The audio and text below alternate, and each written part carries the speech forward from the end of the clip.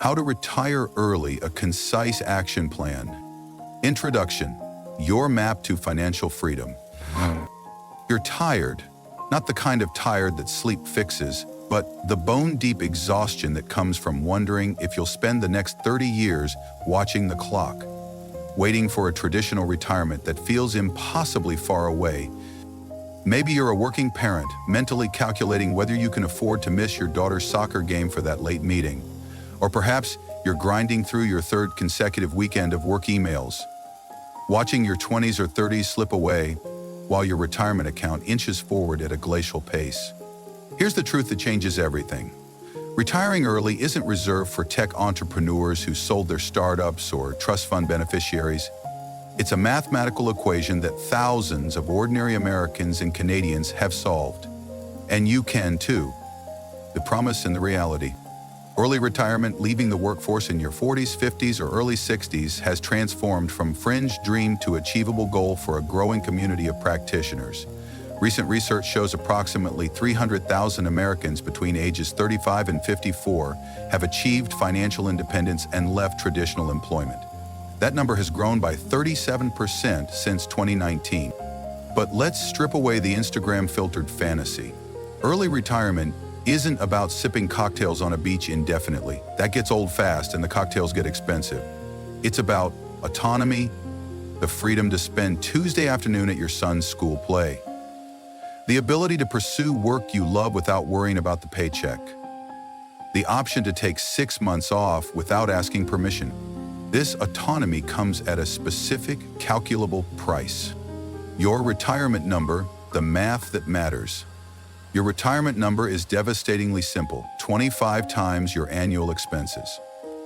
Want to live on $40,000 per year? You need $1 million invested. Prefer $60,000 annually? That's $1.5 million. This calculation derives from the Trinity study, a seminal analysis examining historical withdrawal rates from retirement portfolios. Their research, analyzing data from 1926 through 2009, found that a 4% initial withdrawal rate adjusted for inflation gave retirees a 95% success rate over 30-year periods. More recent analysis suggests that current market conditions and longer retirement horizons may require slightly more conservative approaches. Targeting 3.5 to 4% withdrawal rates translates to 25 to 30 times your annual expenses.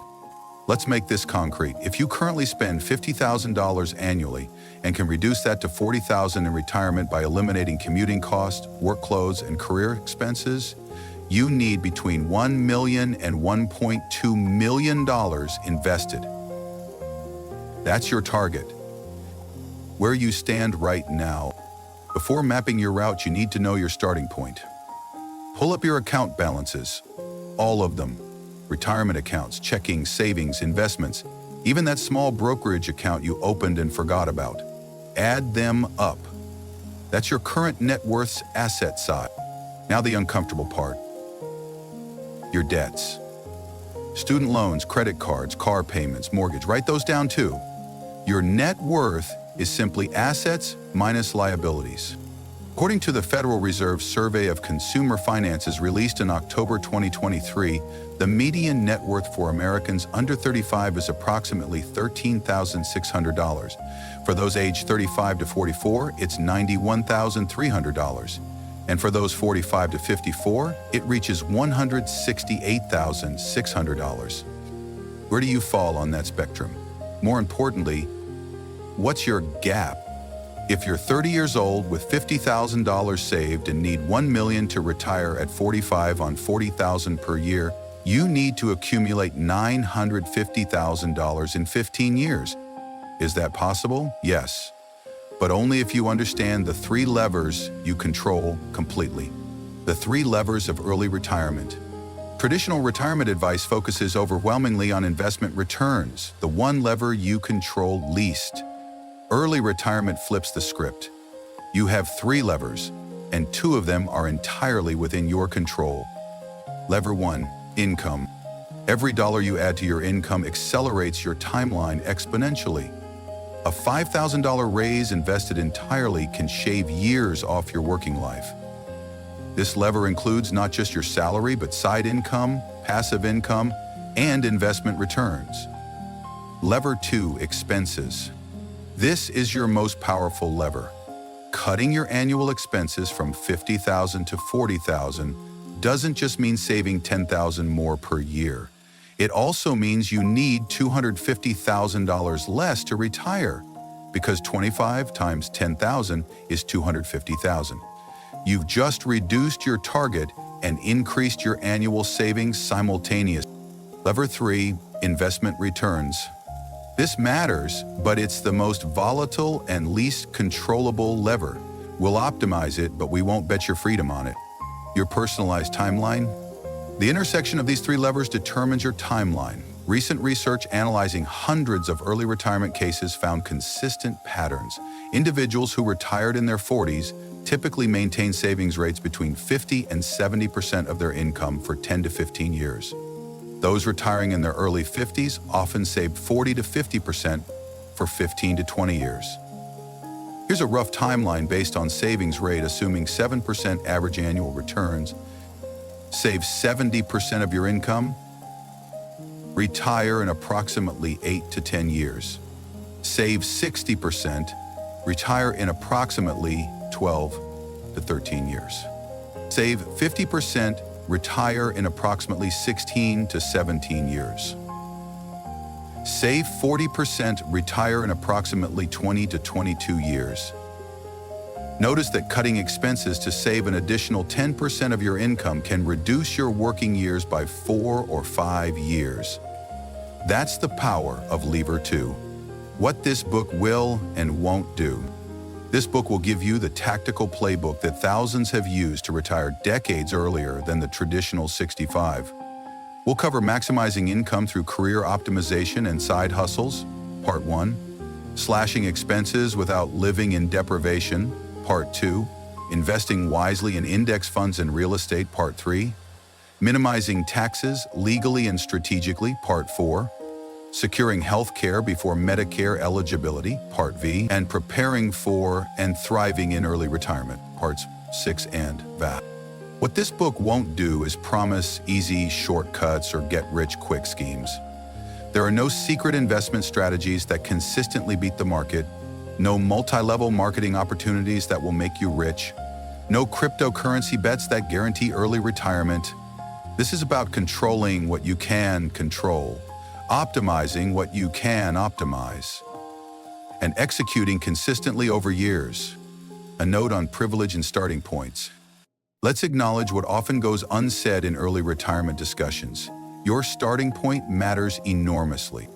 If you're earning a six-figure salary in a low-cost area with no student debt, your path to early retirement is dramatically shorter than someone earning $40,000 in an expensive city with $100,000 in loans. This book is written for a range of starting points, but it assumes you have some capacity to save, even if that's currently 10 or 15% of your income. If you're living paycheck to paycheck, start with Part 2 on reducing expenses, then move to Part 1 on increasing income. The principles remain the same. Your timeline will simply be longer. Research shows that early retirement remains achievable across income levels, though the timeline varies significantly. High earners, above $100,000, who optimize savings can retire in 10 to 12 years. Middle in journeys, $50,000 to $75,000, typically require 15 to 20 years of dedicated saving. How to use this book. Read Parts 1 through IV sequentially. They build on each other. Parts 5, 6I, and 7I can be read when you're closer to your retirement date, or if you need to understand the complete picture up front. Each chapter ends with specific action items. Do them. Early retirement isn't about information. It's about implementation. The difference between people who retire early and those who simply read about it is execution. Track your progress monthly. Calculate your net worth on the first of each month. Monitor your savings rate. Watch your retirement number shrink as you approach it. The positive feedback loop of seeing tangible progress keeps you motivated through years of disciplined execution. Finally, remember that the goal isn't to retire early for its own sake. It's to gain autonomy over your time and choices. If you discover you love your work, you can continue it. If you want to shift to lower-paying, meaningful work, you can. Financial independence doesn't force retirement. It enables choice. Let's begin. Part 1. Make more money.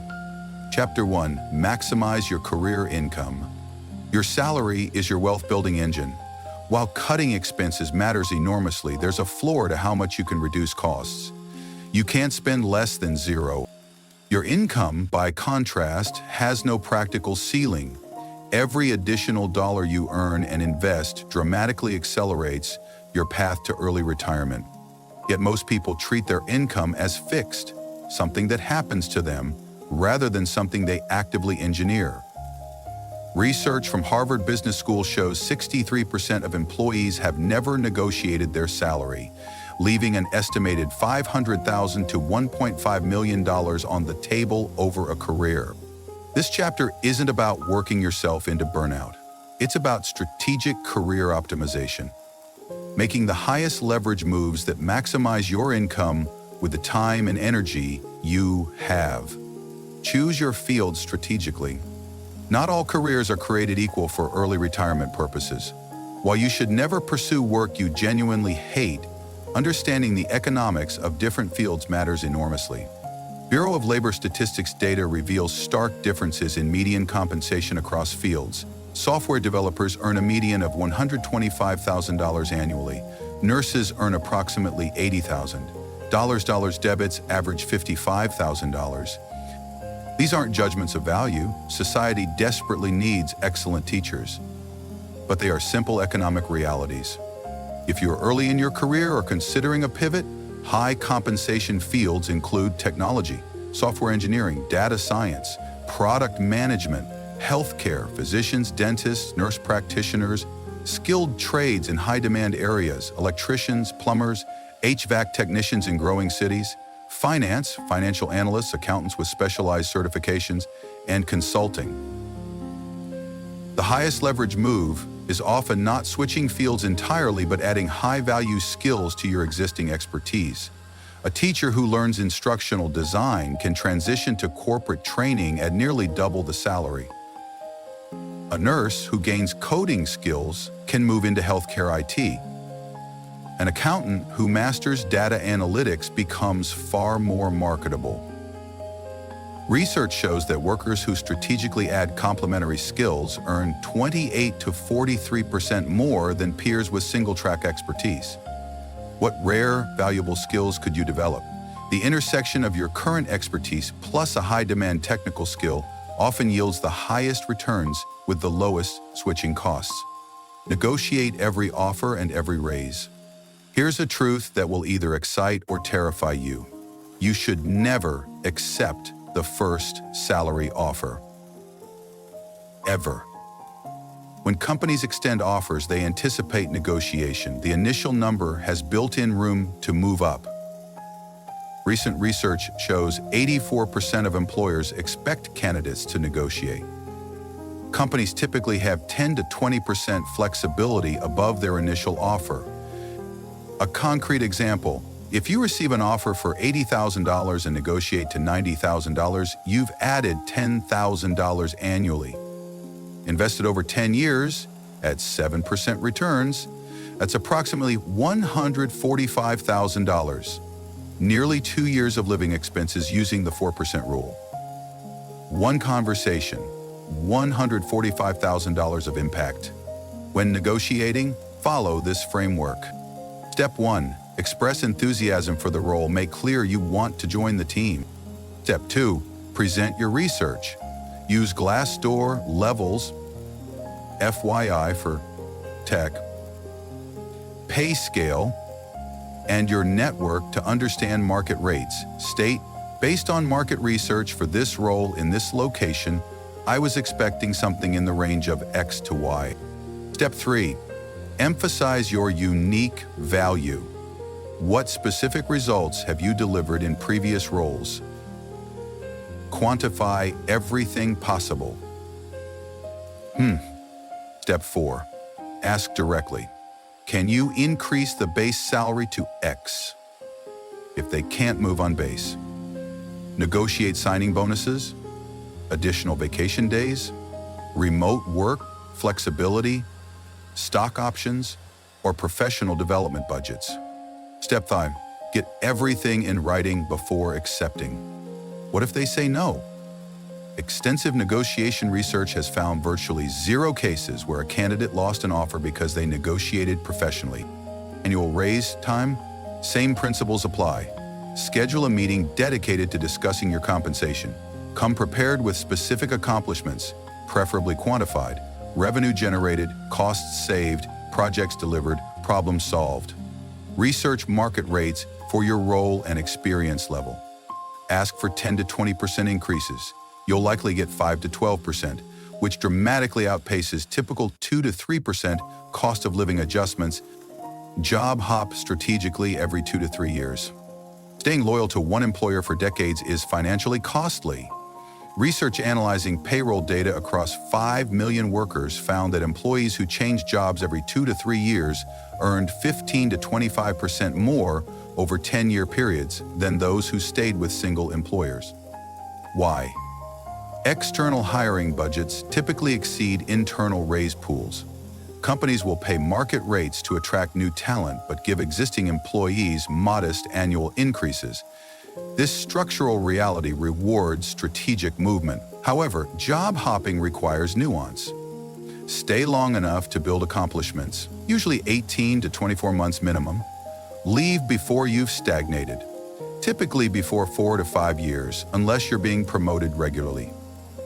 Each move should represent clear progression, increased responsibility, better title, higher compensation, or all 3.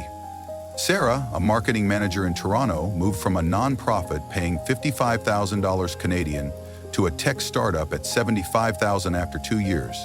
Then she moved to a mid-sized software company at $98,000 after another 2.5 years. Each move brought new skills and expanded responsibility. Over 5 years, she increased her income by 78%, dramatically faster than any internal raise trajectory would have allowed. One critical consideration: vesting schedules for retirement accounts and stock options. If your employer offers a 4-year vesting schedule and you're in year 3, the calculus may favor staying 1 more year to capture that unvested compensation. Develop rare, valuable skills. The research on career success demonstrates that rare and valuable skills create career capital. This capital translates to higher compensation, better opportunities, and greater autonomy. What makes a skill rare and valuable? It must be difficult to acquire, in high demand, and not easily automated or outsourced. Current examples include machine learning and AI implementation, cybersecurity, specialized data analysis, skilled trades in growing markets, and advanced healthcare specializations.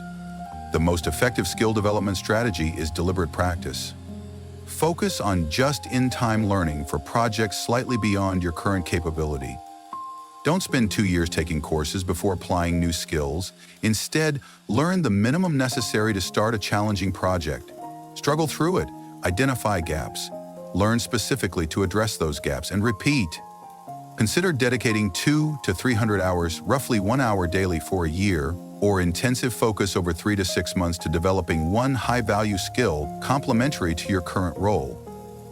A software engineer might learn system design for senior-level positions. An accountant might master SQL and Python for financial analytics roles.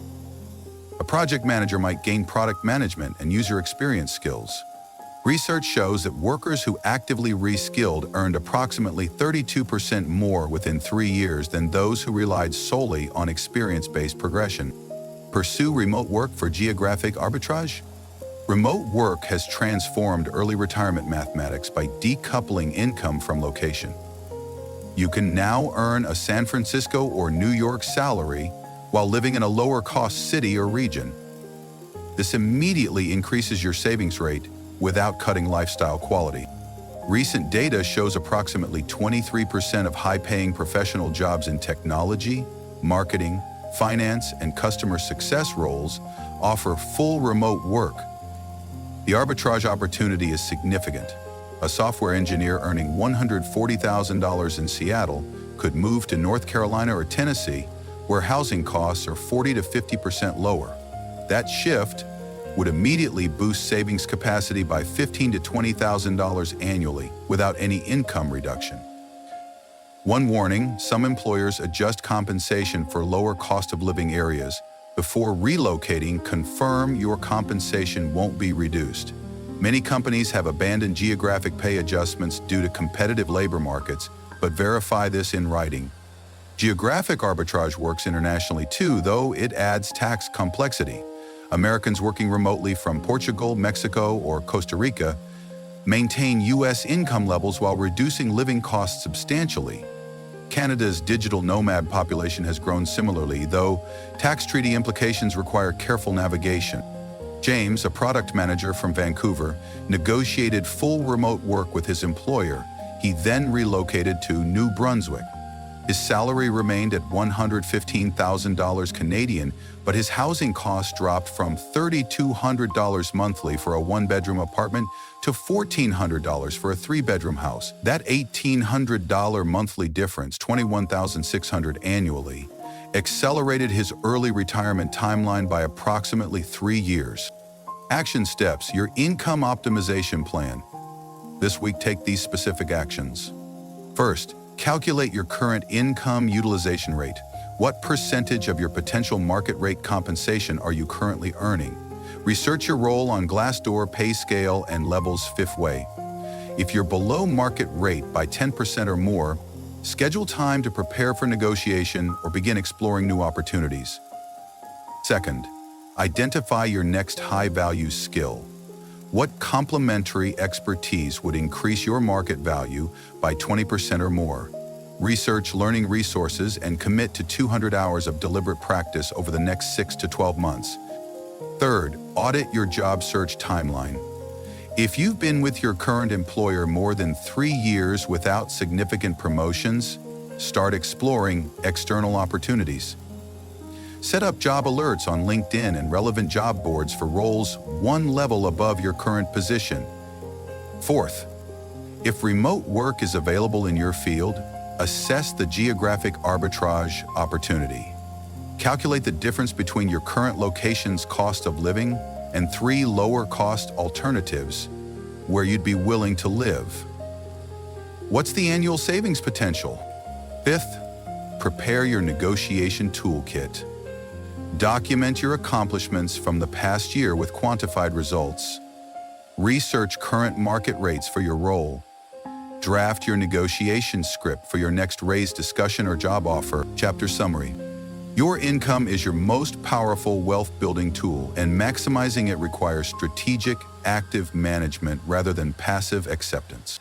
Choose high compensation fields or strategically add valuable skills to your current expertise to increase your market value by 20 to 40%. Negotiate every single job offer and annual raise. Doing so can add $100,000 to $500,000 over a decade. Job hop every 2 to 3 years to capture the external hiring premium, which consistently delivers 15 to 25% earnings increases that far exceed internal raise structures. Develop rare, valuable skills through deliberate practice to create career capital that commands premium compensation. Finally, pursue remote work to unlock geographic arbitrage opportunities that can boost your savings rate by 15 to 30%. Without reducing your income or quality of life. Implementing even 2 or 3 of these strategies will dramatically accelerate your early retirement timeline by increasing the amount you can save and invest annually. Chapter 2. Build side income. Your 9-to-5 salary has limits, your side income doesn't. While maximizing career income delivers the biggest absolute dollars, side income provides something equally valuable: diversification, skill development, and the potential for passive income that survives your eventual retirement. More importantly, side income creates a psychological shift. You stop seeing yourself as someone who trades time directly for money and start thinking like an entrepreneur, someone who creates value that can scale beyond your hours. Recent research shows 39% of American adults maintain some form of side income, earning a median of approximately $500 monthly, though the top quartile generates over $2,000 monthly. For early retirement purposes, consistently earning an extra $1,000 to $3,000 monthly can reduce your working years by 3 to 5 years. This chapter focuses on sustainable side income, not gig economy scrambling that burns you out, but strategic value creation that builds assets and skills. Start with what you already know. The fastest path to profitable side income is leveraging expertise you've already developed through your career. You've spent years building knowledge and skills that others will pay for. The question isn't whether you have valuable expertise, you do, but rather how to package and sell it. Consider what problems you solve in your day job. Corporate trainers can freelance for other companies. Software developers can take on weekend consulting projects. Accountants can offer bookkeeping and tax preparation for small businesses. Teachers can tutor or create online courses. Nurses can provide home health care or health coaching. Research shows that skilled service providers, writers, developers, designers, consultants, earned a median of $45 to $75 per hour for freelance work, compared to $28 per hour for task-based gig work like rideshare or delivery. The arbitrage is clear. 1 hour of skilled freelancing equals 2 to 3 hours of gig work, with far less wear and tear on your body and vehicle. Michelle, a financial analyst in Chicago, started offering weekend consulting to small business owners who needed help with financial modeling and funding applications. She charged $95 per hour, above her effective hourly rate at her corporate job. Working 6 to 8 hours on Saturdays, she generated approximately $2,300 monthly. Over 3 years, this added roughly $82,000 to her retirement savings, equivalent to more than 2 years of living expenses. The key is starting small and specific. Don't try to serve everyone. Michelle didn't offer financial services. She specialized in financial modeling for small businesses seeking SBA loans. Specificity attracts customers because it signals expertise. Create digital products that scale. The holy grail of side income is creating once and selling repeatedly. Digital products. Online courses, ebooks, templates, software tools require upfront time investment, but can generate income long after creation. Analysis shows successful course creators earn a median of $2,500 monthly from their courses within 18 months of launch, with minimal ongoing time investment after initial creation. What digital product could you create based on your expertise? If you're a marketer, create a course teaching small businesses how to run Facebook ads or optimize their Google presence. If you're a developer, build and sell website templates, WordPress plugins, or productivity tools. If you're a designer, create and sell design templates, stock graphics, or brand identity kits. If you're in finance, sell budget templates, investment spreadsheets, or financial planning workbooks. If you're in fitness, create workout programs, meal planning guides, or form demonstration videos. The production quality threshold has dropped dramatically. You don't need expensive equipment. A decent microphone, costing $80 to $120, and screen recording software with many free options suffice for online courses. Ebooks can be written in Google Docs and formatted using free tools. Distribution matters more than production quality. Where does your target audience already gather? Sell courses on platforms like Teachable, Udemy, or Skillshare for built-in audiences, or build your email list and sell directly for higher margins. Ebooks can be sold on Amazon, Kindle Direct Publishing, Gumroad, or your own website. Marcus, a project manager in Austin, created a $20 video course teaching new project managers how to pass the PMP certification exam. He spent 40 hours creating content and uploaded it to Udemy. In the first year, it generated $6,300 with zero additional time investment beyond responding to occasional student questions. By year 3, with minimal updates, it was generating approximately $400 monthly, $4,800 annually for work completed years earlier. The compound effect is powerful. Create 3 such products over 3 years, each generating $300 to $500 monthly, and you've built $1,500 in monthly passive income, $18,000 annually that requires minimal ongoing effort. Freelance or consult for extra income? If digital products feel too entrepreneurial or you need immediate income, traditional freelancing provides the fastest path to extra cash. The freelance economy has matured dramatically, with platforms making it easier to find clients and get paid reliably. Major freelance platforms include Upwork and Freelancer, broad marketplace for writing, design, development, marketing, and virtual assistants. TopTal and Gun.io, premium platforms for developers and designers offering higher rates but harder to access. Kaplan and Business Talent Group, executive-level consulting projects. Thumbtack, local services including tutoring, home improvement, and event services. The platform you choose depends on your skills and target rates. Expect to start at lower rates to build reviews and credibility, then raise prices as you establish reputation. Research shows that freelancers who specialized in specific niches earned 62% more than generalists, and those who maintained consistent availability, responding within 12 hours, earned 43% more than those who were sporadically available. 6 strategies maximize freelance income. Strategy 1. High volume, moderate rates. Take on multiple smaller projects simultaneously. A writer might complete 5 blog posts per week at $125 each, generating $2,500 monthly. This works well early in your freelance journey while building portfolio and reviews. Strategy 2. Low volume, premium rates. Focus on fewer, higher-paying clients. A consultant might take 1 project per month at $5,000, spending 20 to 30 hours total. This becomes viable once you've established credibility and can demonstrate clear ROI for clients. Most successful freelancers migrate from Strategy 1 to Strategy 2 over 12 to 24 months. You start broad to learn what works, then specialize in whatever proves most profitable and enjoyable. Jennifer, a graphic designer in Montreal, started freelancing on Upwork, charging $35 Canadian per hour for various design projects.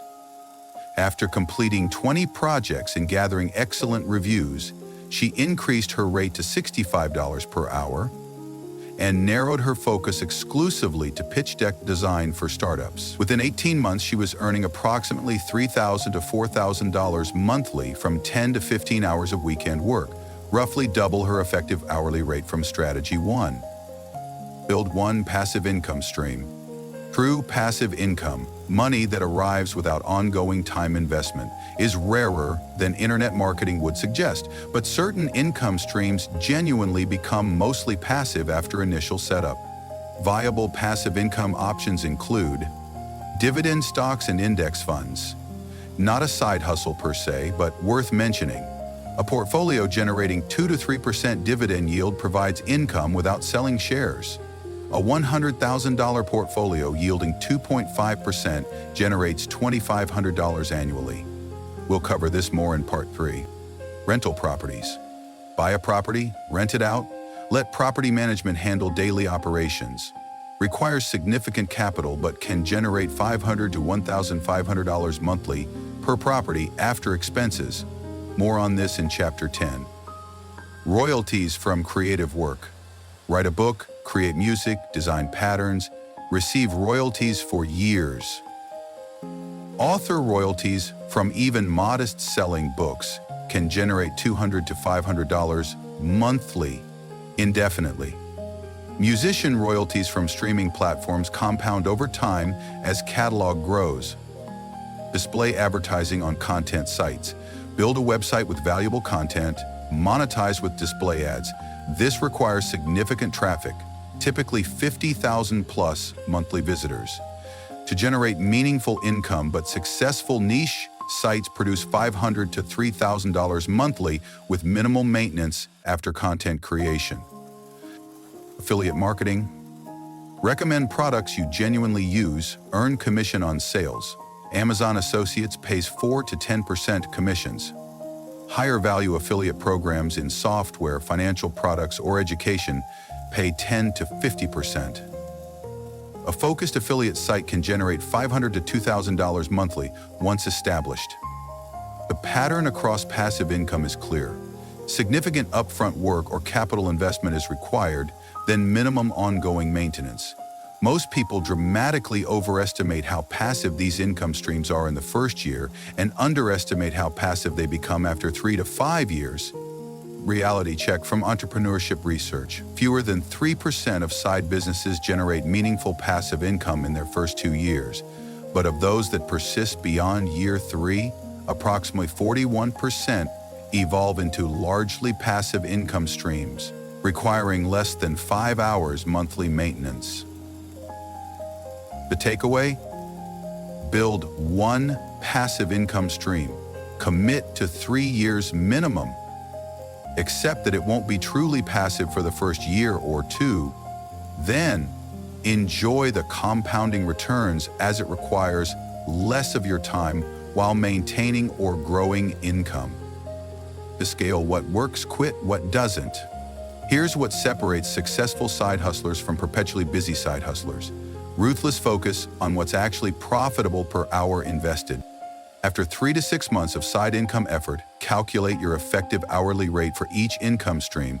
Track hours honestly. Include all time spent, client communication, project work, invoicing, marketing, and learning. Divide earnings by hours. That's your real hourly rate. If you're earning $20 per hour after calculations while your day job pays $45 per hour, you're destroying your early retirement timeline unless that side income is building towards something more valuable, skills, assets, or passive income potential. Double down on whatever generates the highest hourly rate or the greatest passive income potential. Ruthlessly eliminate everything else. David, a software engineer in Seattle, tried 4 different side income approaches simultaneously. Freelance web development on Upwork, creating a mobile app, writing technical tutorials, and DoorDash driving. After 6 months, he calculated. Upwork freelancing, $48 per hour effective rate. Mobile app, lost money as development time exceeded revenue.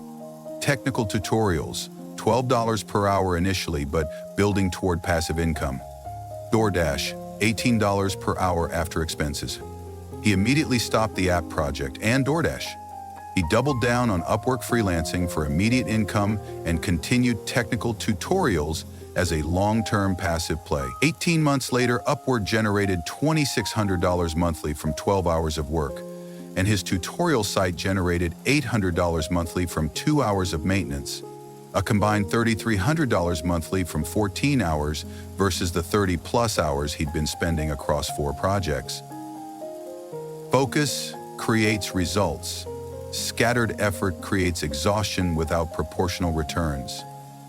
Action steps, your side income launch plan.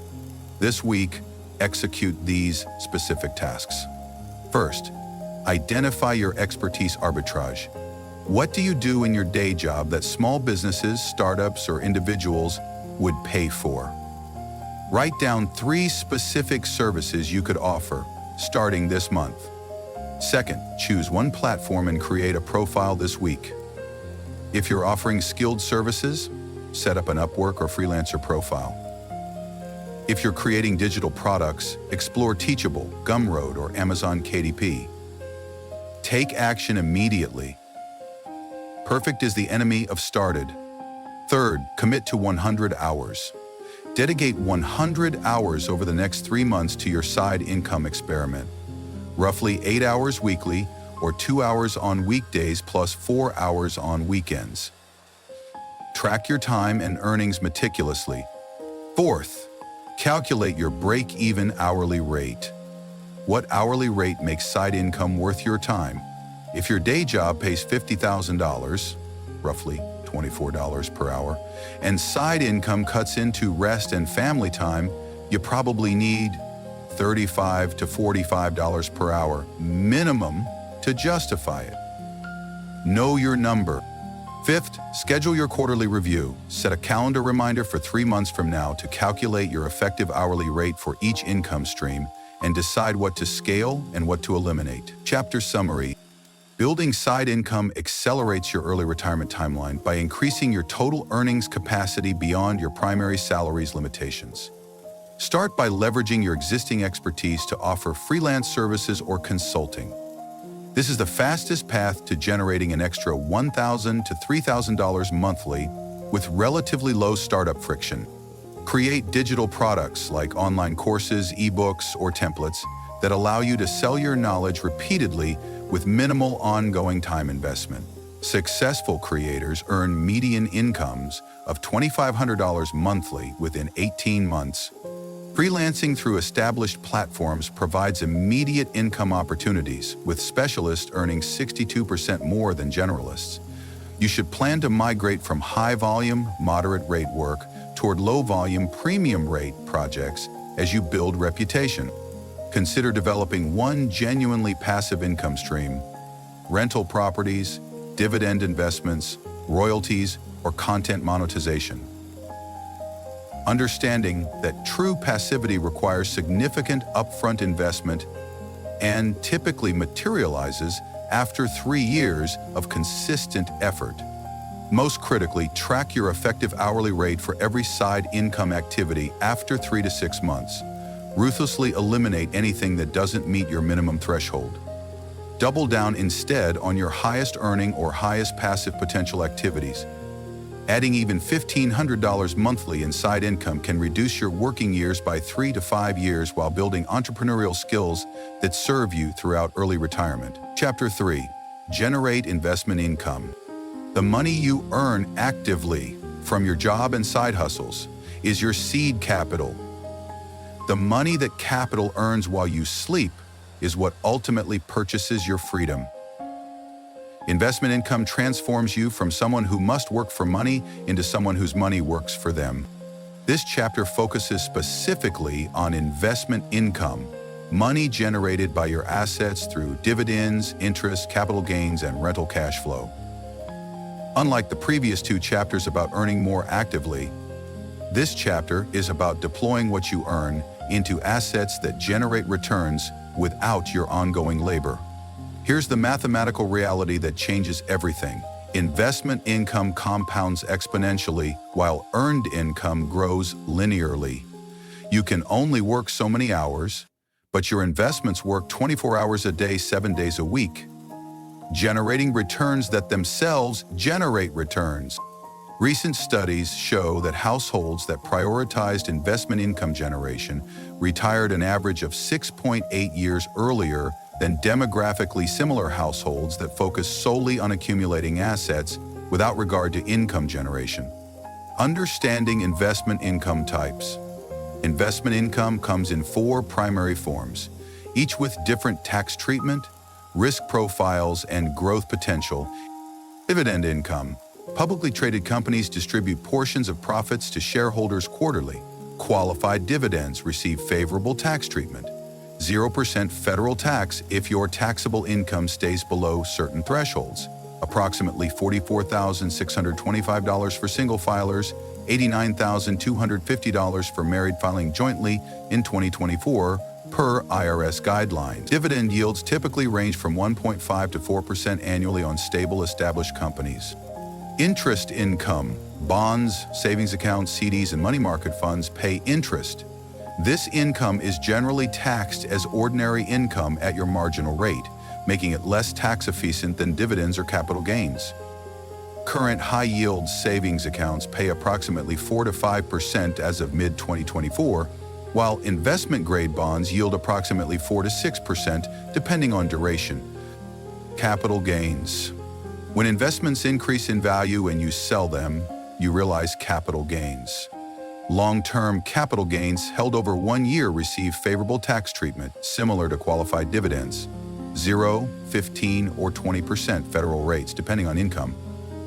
This is how most wealth is built in stock index funds and real estate. Rental income. Real estate properties generate monthly cash flow after expenses. Mortgage, property tax, insurance, maintenance, vacancy reserves, property management. A well-purchased rental property might generate $500 to $1,500 monthly positive cash flow, though this varies dramatically by market and property type. For early retirement purposes, you want to mix that balances current income with growth potential. In the accumulation phase, while still working, emphasize total return over current income. In early retirement, shift gradually toward income-generating assets. Build a dividend portfolio for income. Dividend-paying stocks offer something magical. You receive quarterly income without selling shares. Your portfolio can grow in value while simultaneously paying you. This is how wealthy families maintain wealth across generations. They live off dividends and never touch principal. So do you, because whether GD, RL, or CX, research analyzing data from 1973 through 2023 found that dividend-paying stocks delivered approximately 10% annualized returns versus 8.7% for non-dividend-paying stocks, with significantly lower volatility during market downturns. Building a dividend portfolio requires balancing yield with growth. Dividend aristocrats, companies that have increased dividends for 25-plus consecutive years. Examples include Johnson & Johnson, Procter & Gamble, Coca-Cola, and 3M. These typically yield 2 to 3%, but demonstrate reliable commitment to shareholders. They're boring, stable, and perfect for early retirement. High-yield dividend stocks, companies yielding 4 to 7%. These include REITs, real estate investment trusts, utilities, and telecoms. Higher yields often signal slower growth or higher risk, but they generate meaningful current income. Dividend growth stocks, companies with lower current yields, 1.5 to 2.5%, but strong dividend growth rates, 8 to 12% annually. Examples include technology companies like Microsoft and Apple that have mature business models and strong cash generation. The classic dividend portfolio might allocate 40% dividend aristocrats for stability, 30% dividend growth stocks for compounding, 20% high yield for current income, and 10% bonds for ballast. Consider Robert, a systems administrator in Calgary earning $85,000 Canadian annually. Over 8 years, he invested aggressively, accumulating $320,000 across tax-advantaged and taxable accounts. He allocated 60% to dividend-focused holdings, yielding approximately 2.8% on average. His annual dividend income reached approximately $5,376, not enough to retire on, but meaningful supplementary income that compounds as he reinvests it. By year 12, if dividends grow at 7% annually and he continues adding capital, his dividend income could exceed $20,000 annually, covering a significant portion of modest living expenses even before accessing principal. One critical consideration: dividends in taxable accounts create tax drag during accumulation. Early on, you might prefer total return growth over dividends in taxable accounts, while maximizing dividends in tax-advantaged accounts where they compound tax-free. Index funds, the foundation of investment income. While individual dividend stocks have their place, the foundation of most early retirement portfolios is low-cost index funds. These provide instant diversification, minimize fees, and historically deliver 7 to 10% annualized returns over long periods. Research shows that investors in low-cost, broad-market index funds outperformed 85 to 90% of actively managed funds over 15-year periods after accounting for fees. The workhorse index funds for early retirement. Total stock market index funds. FSKAX at Vanguard, FSKX at Fidelity. Expense ratios as low as 0.04%. Historically return approximately 10% annually, though past performance doesn't guarantee future results. S&P 500 index funds, VOO, IVV, FX, AIX. Own the 500 largest U.S. companies, slightly different allocation than total market, but similar returns. expense ratios as low as 0.03%. International Stock Index Funds, BTIAX, for geographic diversification. Important for balanced portfolios, typically allocated 20 to 40% of stock holdings. Bond Index Funds, BED, AGG, go for thousands of U.S. bonds for portfolio stability, lower returns, currently 3 to 5%, but reduced volatility. Allocation increases as you approach retirement. The beauty of index funds: they automatically generate returns through the appreciation of underlying stocks, plus dividends paid by those companies. A Vanguard Total Stock Market Index Fund yields approximately 1.5% in dividends, while the fund itself has historically appreciated 6 to 8% annually. Combined 9.5 to 9% average total return. You don't need complexity. The 3-fund portfolio recommended by Bogleheads: total U.S. stock, total international stock, and total bond market has outperformed the vast majority of complex strategies over multi-decade periods. Simplicity reduces fees, minimizes taxes, and prevents behavior mistakes. Real estate investment trusts, REITs. If you want real estate exposure without being a landlord, REITs provide the solution.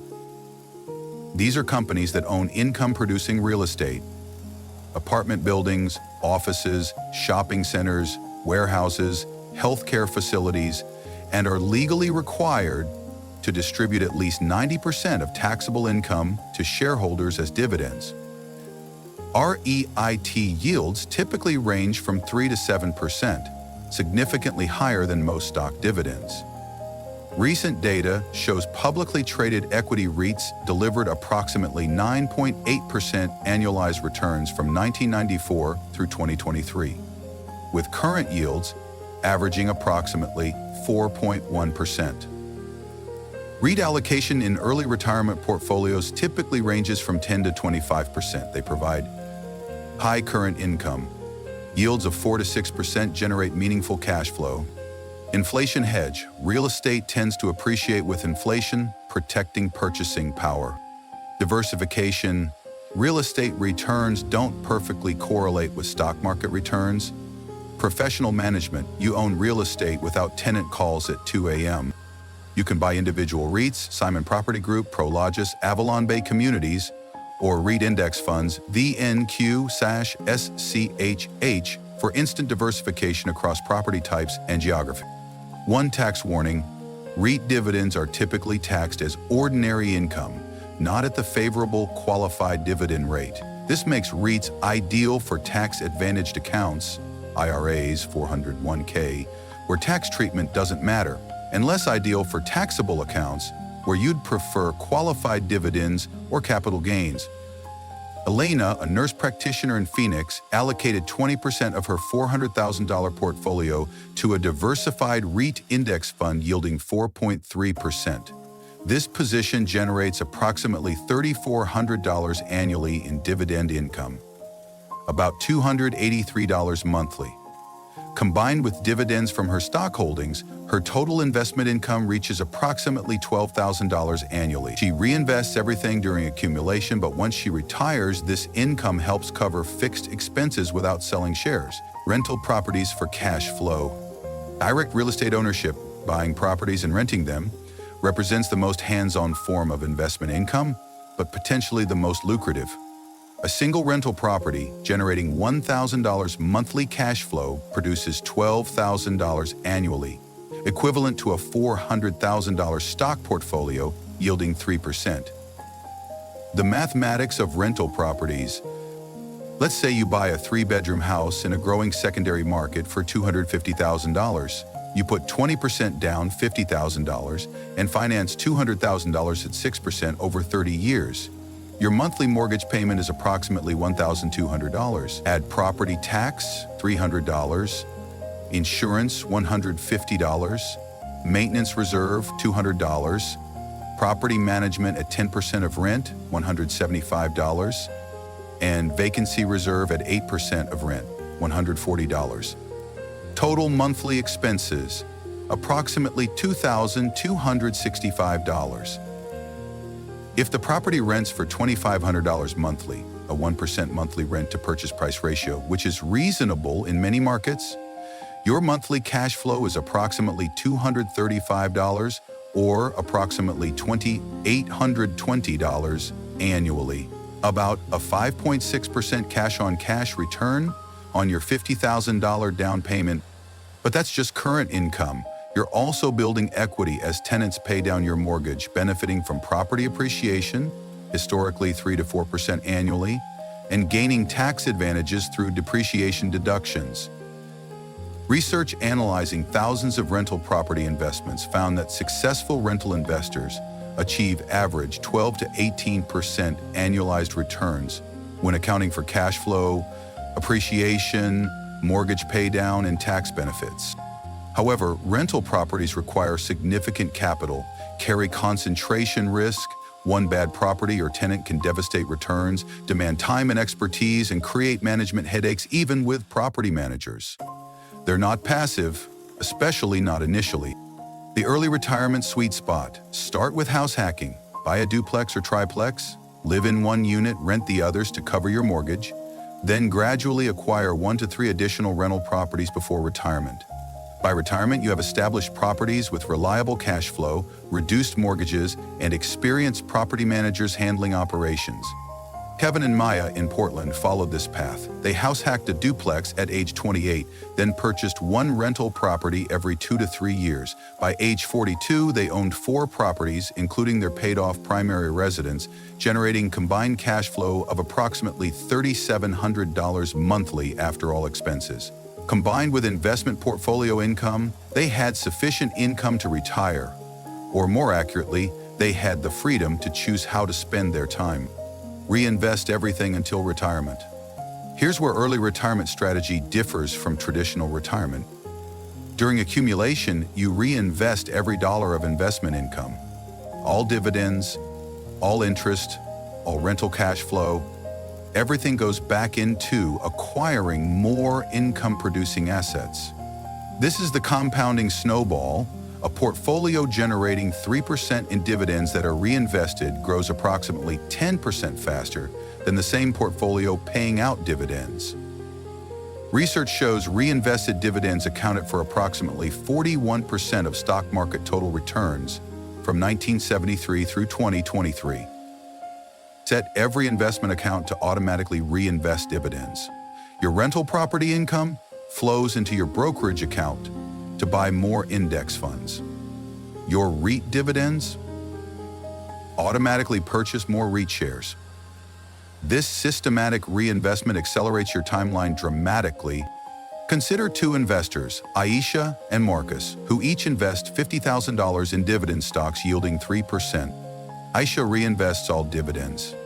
After 20 years at 7% total returns, 3% yield plus 4% growth, her portfolio grows to approximately $193,600. Marcus takes dividends as income and only reinvests new contributions. After 20 years with the same 7% total return on the underlying portfolio, but withdrawing the 3% dividend annually, his portfolio grows to approximately $137,000. Approximately $56,600 less than Aisha's, despite identical starting points and returns. The difference? Compound returns on reinvested dividends. That $56,600 difference represents approximately 1.4 years of living expenses at $40,000 annually. Aisha retires 1 to 2 years earlier simply by reinvesting rather than spending investment income during accumulation. Target monthly passive income by retirement. As you approach your retirement date, shift your thinking from net worth to monthly income. Your goal isn't just accumulating assets, it's building reliable monthly cash flow that covers expenses. Calculate your monthly expense target, then engineer your portfolio to generate that income. If you need $4,000 monthly, $48,000 annually, and plan to use a 4% withdrawal rate, you need $1.2 million invested. But what if you could generate $1,500 monthly from investment income, dividends, interest, rental cash flow. You'd only need to withdraw $2,500 monthly from principal, requiring just $750,000 at a 4% rate, reducing your target by $450,000. This is why investment income matters so much. Every dollar of monthly passive income reduces your required portfolio size by $300. Using the 4% rule, divide monthly income by 0.04, then divide by 12. The target allocation approaching retirement. Years 5-10 before retirement. 70% total stock market, 20% bonds, 10% cash or money market. Years 2 through 5 before retirement. 60% stocks shifting toward dividend focus, 30% bonds, 10% cash. First 5 years of retirement. 50 to 60% dividend-focused stocks and REITs, 30 to 40% bonds, 10% cash. 2 to 3 years of expenses. The goal is reliable income from dividends, interest, and rental properties to cover 50 to 70% of expenses, supplemented by strategic withdrawals from principal as needed. Action steps. Build your investment income engine. This month, take these concrete actions. First, calculate your current investment income. Add up all dividends, interest, and rental cash flow you received last year. Divide by 12 for monthly average. This is your baseline. Now project. If you increase this by 20% per year through reinvestment and additional contributions, where would you be in 5 years? In 10 years? Second, audit your current investment allocation. What percentage is in dividend-paying assets versus pure growth? What percentage is in index funds versus individual stocks? Is your allocation appropriate for your timeline to retirement? Use portfolio analysis tools at Morningstar or Personal Capital free to assess your current positioning. Third, set up automatic dividend reinvestment in every investment account. Log into each brokerage, mutual fund, and retirement account and enable drip dividends. The arena where you live is your best place to enjoy everything the calls of your heart with the dividend reinvestment program. This single action compounds your returns without requiring ongoing decisions. Fourth, if you don't own any investment real estate and have at least $50,000 in savings, research rental markets in your area or nearby growing metros. Calculate potential cash flow using the conservative assumptions outlined above.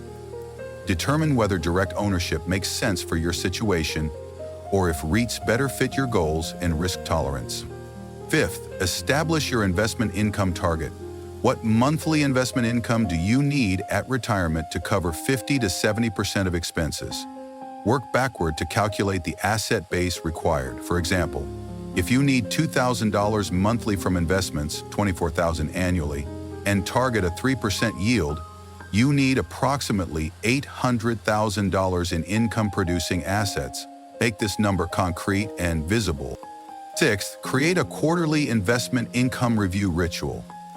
Every 3 months, calculate your total investment income for that quarter and compare it to the previous quarter and same quarter last year. Watch this number grow. It becomes deeply motivating to see your passive income climbing from $200 to $400 to $800 monthly, knowing each increment reduces your dependence on active employment. Chapter summary. Investment income, money your assets generate through dividends, interest, capital gains, and rental cash flow, is what ultimately purchases your freedom from mandatory employment. Unlike earned income, which grows linearly with your hours worked, investment income compounds exponentially as returns generate their own returns. Research shows that households prioritizing investment income generation retire nearly 7 years earlier than those focused solely on asset accumulation. Build a dividend portfolio allocating across dividend aristocrats for stability, high-yield stocks for current income, and dividend growth stocks for compounding. Understand that qualified dividends receive favorable tax treatment with 0% rates for many early retirees. Ground your portfolio in low-cost index funds that have outperformed 85 to 90% of actively managed funds while providing instant diversification and minimal fees. Consider REITs for real estate exposure without landlord responsibilities, typically yielding 4 to 6% while providing inflation protection and diversification. Direct rental property ownership offers the highest potential returns, 12 to 18% when including cash flow, appreciation, equity buildup, and tax benefits, but requires significant capital, expertise, and management effort, with house hacking offering an accessible entry point. During accumulation, religiously reinvest every dollar of investment income to maximize compounding. Understand that reinvested dividends can account for 40% of long-term returns. As retirement approaches, shift from net worth thinking to monthly income generation. Recognize that every dollar of monthly passive income reduces your required portfolio size by $300 under the 4% rule. Target building investment income that covers 50 to 70% of retirement expenses, supplemented by strategic principal withdrawals. This creates resilient cash flow that weathers market volatility while preserving your autonomy. Part 2. Save aggressively. Chapter 4. Target 50-70% savings rate.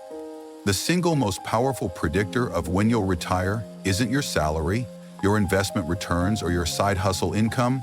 It's your savings rate, the percentage of your after-tax income that you invest rather than spend. This number determines everything. A person earning $50,000 annually who saves 50% will retire faster than someone earning $200,000 who saves 10%. The math is unforgiving and liberating in equal measure. Your savings rate is entirely within your control. Research analyzing financial independence case studies found that savings rate predicted retirement timeline with 92% accuracy, while income level predicted it with only 34% accuracy. High earners who spent lavishly retired no earlier than modest earners who lived frugally. The difference wasn't what they made, it was what they kept. This chapter shows you how to reach and maintain a 50 to 70% savings rate without living in deprivation. It's not about poverty, it's about intentionality. Calculate your current savings rate. Most people have no idea what they actually save. They have a vague sense of not enough, but lack the specific number that would allow them to improve. Here's the formula. Savings rate equals annual savings / annual after-tax income, X, 100. Annual savings includes everything you invest, 401k contributions, including employer match, IRA contributions, taxable brokerage investments, extra mortgage principal payments, and any other money that increases your net worth. It does not include regular mortgage payments. That's just transferring from one asset to another with interest costs. Nor does it include building up cash in checking accounts beyond your emergency fund. Annual after-tax income is your gross income minus taxes. Include your salary, bonuses, side hustle income, and investment income. Subtract federal, state, local, and payroll taxes. Example, Taylor earns $75,000 gross. She pays approximately $15,000 in total taxes, leaving $60,000 after tax.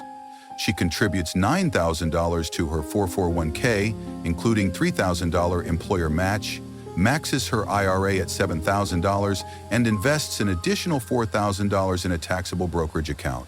Total savings $20,000.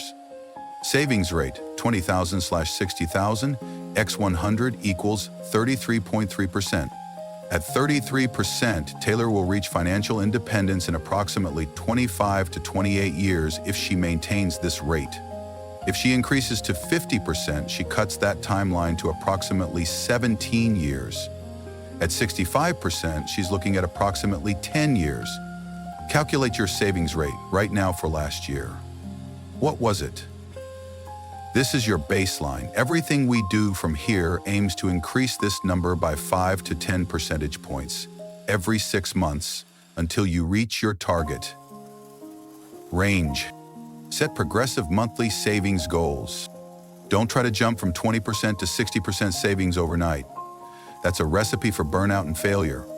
Instead, use progressive targets that gradually reshape your spending without shock. If you're currently saving 20%, your progression might look like months 1 through 3, Maintain 20% while tracking every expense to understand your spending patterns. Months 4 through 6. Increase to 25% by eliminating one major expense category. Months 7 through 12. Push to 35% by optimizing housing or transportation, or reach 45% by adding side income and cutting discretionary spending. Year 3. Hit 55 to 60% by fully optimizing your lifestyle. Each increment feels achievable. You're not revolutionizing your life every month. You're making 1 or 2 meaningful changes per quarter that compound over time. Research on behavioral change shows that gradual progression produces higher long-term adherence than dramatic overnight transformations. People who increase savings rates by 5 percentage points every 6 months maintain those increases 91% of the time over 5 years. Those who attempted 20-plus percentage point jumps reverted to old patterns 73% of the time within 18 months. The key is making each increase permanent before pursuing the next one. Don't move to 30% until 25% feels normal and sustainable. Your lifestyle should feel abundant at each level, not deprived. Automate transfers to investment accounts immediately. The number one mistake preventing people from hitting high savings rates: they save whatever's left over at the end of the month. There's never anything left over. Flip the equation. Pay yourself first, automatically, before you can spend it. Set up automatic transfers that execute the day after your paycheck hits. First, maximum 401k contribution, deducted automatically from paycheck. Just increase your percentage until you're contributing the maximum allowed. Second, automatic transfer to IRA equal to your monthly target.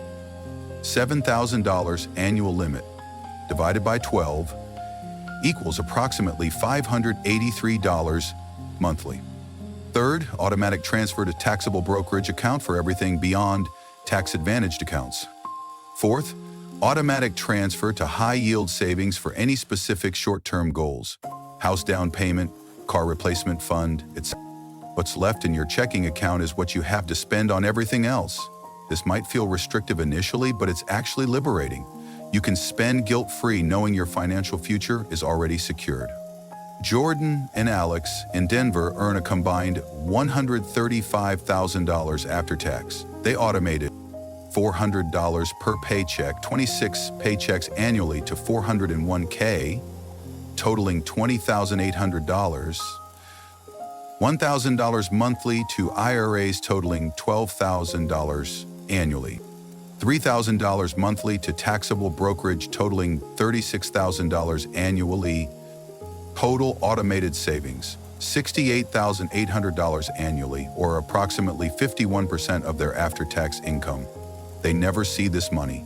It's invested before they can spend it. The $66,200 remaining covers all living expenses. They've designed their life to fit comfortably within that budget. The beauty of automation, it removes willpower from the equation. You're not choosing to save every month. You've made one decision that executes automatically forever. Track every dollar for 90 days. You can't optimize what you don't measure. Before you can strategically cut expenses, you need to know exactly where your money goes. For 90 days, track every single expense, every coffee, every subscription, every grocery trip, every utility bill, every impulse purchase. Use apps like Mint, YNAB. You need a budget, personal capital, or even a simple spreadsheet. Goal isn't judgment, it's data. You're a scientist studying your spending patterns to identify optimization opportunities. After 90 days, categorize everything: housing, rent/mortgage, property tax, insurance, utilities, maintenance, transportation, car payments, insurance, gas, maintenance, public transit, food, groceries, restaurants, coffee shops, delivery, insurance, health, life, disability beyond employer coverage, debt payments, student loans, credit cards, personal loans, subscriptions, streaming services, gym, apps, memberships, shopping, clothing, household items, electronics, hobbies, healthcare, premiums, copays, prescriptions, dental, vision, entertainment, activities, events, travel, hobbies, Miscellaneous, everything else. Now calculate what percentage of your spending goes to each category. You'll likely be shocked. The daily $4 latte that feels insignificant? That's $120 monthly, $1,440 annually, enough to fund your entire IRA contribution if redirected. Research on spending awareness shows that simply tracking expenses reduces spending by 12 to 18% on average without any other interventions. People unconsciously curb wasteful spending once they see it clearly. Increase savings rate by 5% every 6 months. Once you've tracked your spending and automated your initial savings, implement a systematic increase schedule. Every 6 months, increase your savings rate by 5 percentage points. If you're at 30%, move to 35% in 6 months, then 40% 6 months later. How do you find that extra 5%? You have 3 levers. Increase income. A $5,000 raise on $100,000 income equals 5 percentage points. Side hustles that generate even a few $100s monthly add up. Every income increase should flow directly to savings, not lifestyle inflation. Cut one major expense category. Refinancing your mortgage to save $200 monthly equals $2,400 annually. If your after-tax income is $60,000, that's 4 percentage points. Moving to a less expensive apartment, saving $400 monthly equals 8 percentage points. Eliminate wasteful discretionary spending. Cancel unused subscriptions.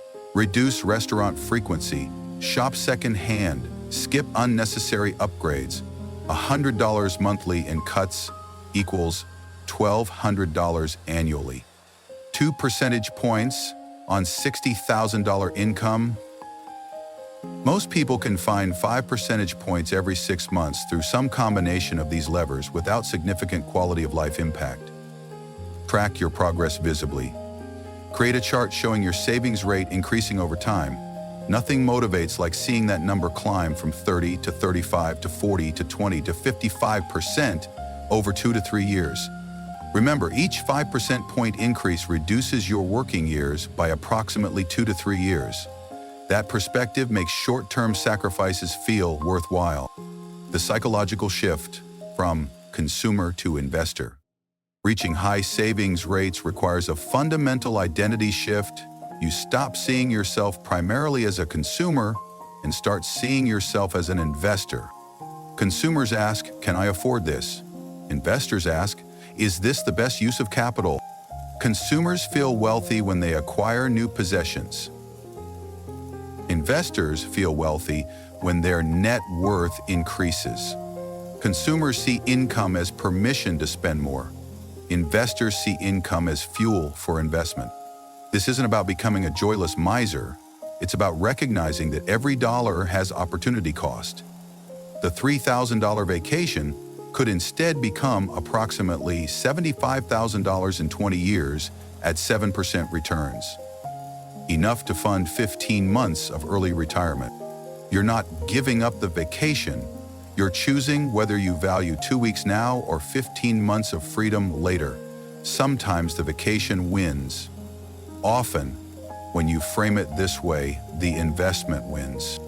The most successful early retirees develop what researchers call spending intentionality, a clear understanding of what truly enhances their well-being versus what they spend on out of habit, social pressure, or marketing influence. Studies on life satisfaction show that after basic needs are met, spending on experiences with loved ones, personal growth, and health contributes significantly to well-being. Spending on status symbols, keeping up with the Joneses, consumption, and convenience services contributes minimally. Yet Americans allocate approximately 60% of discretionary spending to the low satisfaction categories. Shift your spending toward high satisfaction categories while eliminating low satisfaction spending. You'll be both happier and wealthier. Action steps. Increase your savings rate this month. Take these specific actions this week. First, calculate your exact savings rate for the past 12 months using the formula provided. Write it down. This is your baseline that you'll track monthly going forward. Second, set up or verify automatic transfers to all investment accounts. Log into your 401k and set contributions to maximum allowed or as high as you can currently afford. Set up automatic transfers to IRA and taxable brokerage accounts, executing the day after each paycheck. Third, begin tracking every expense starting today. Download Mint, YNAB, or create a simple spreadsheet. Commit to 90 days of complete tracking. Set a calendar reminder for 90 days from now to analyze your spending patterns. Fourth, identify your current savings rate gap.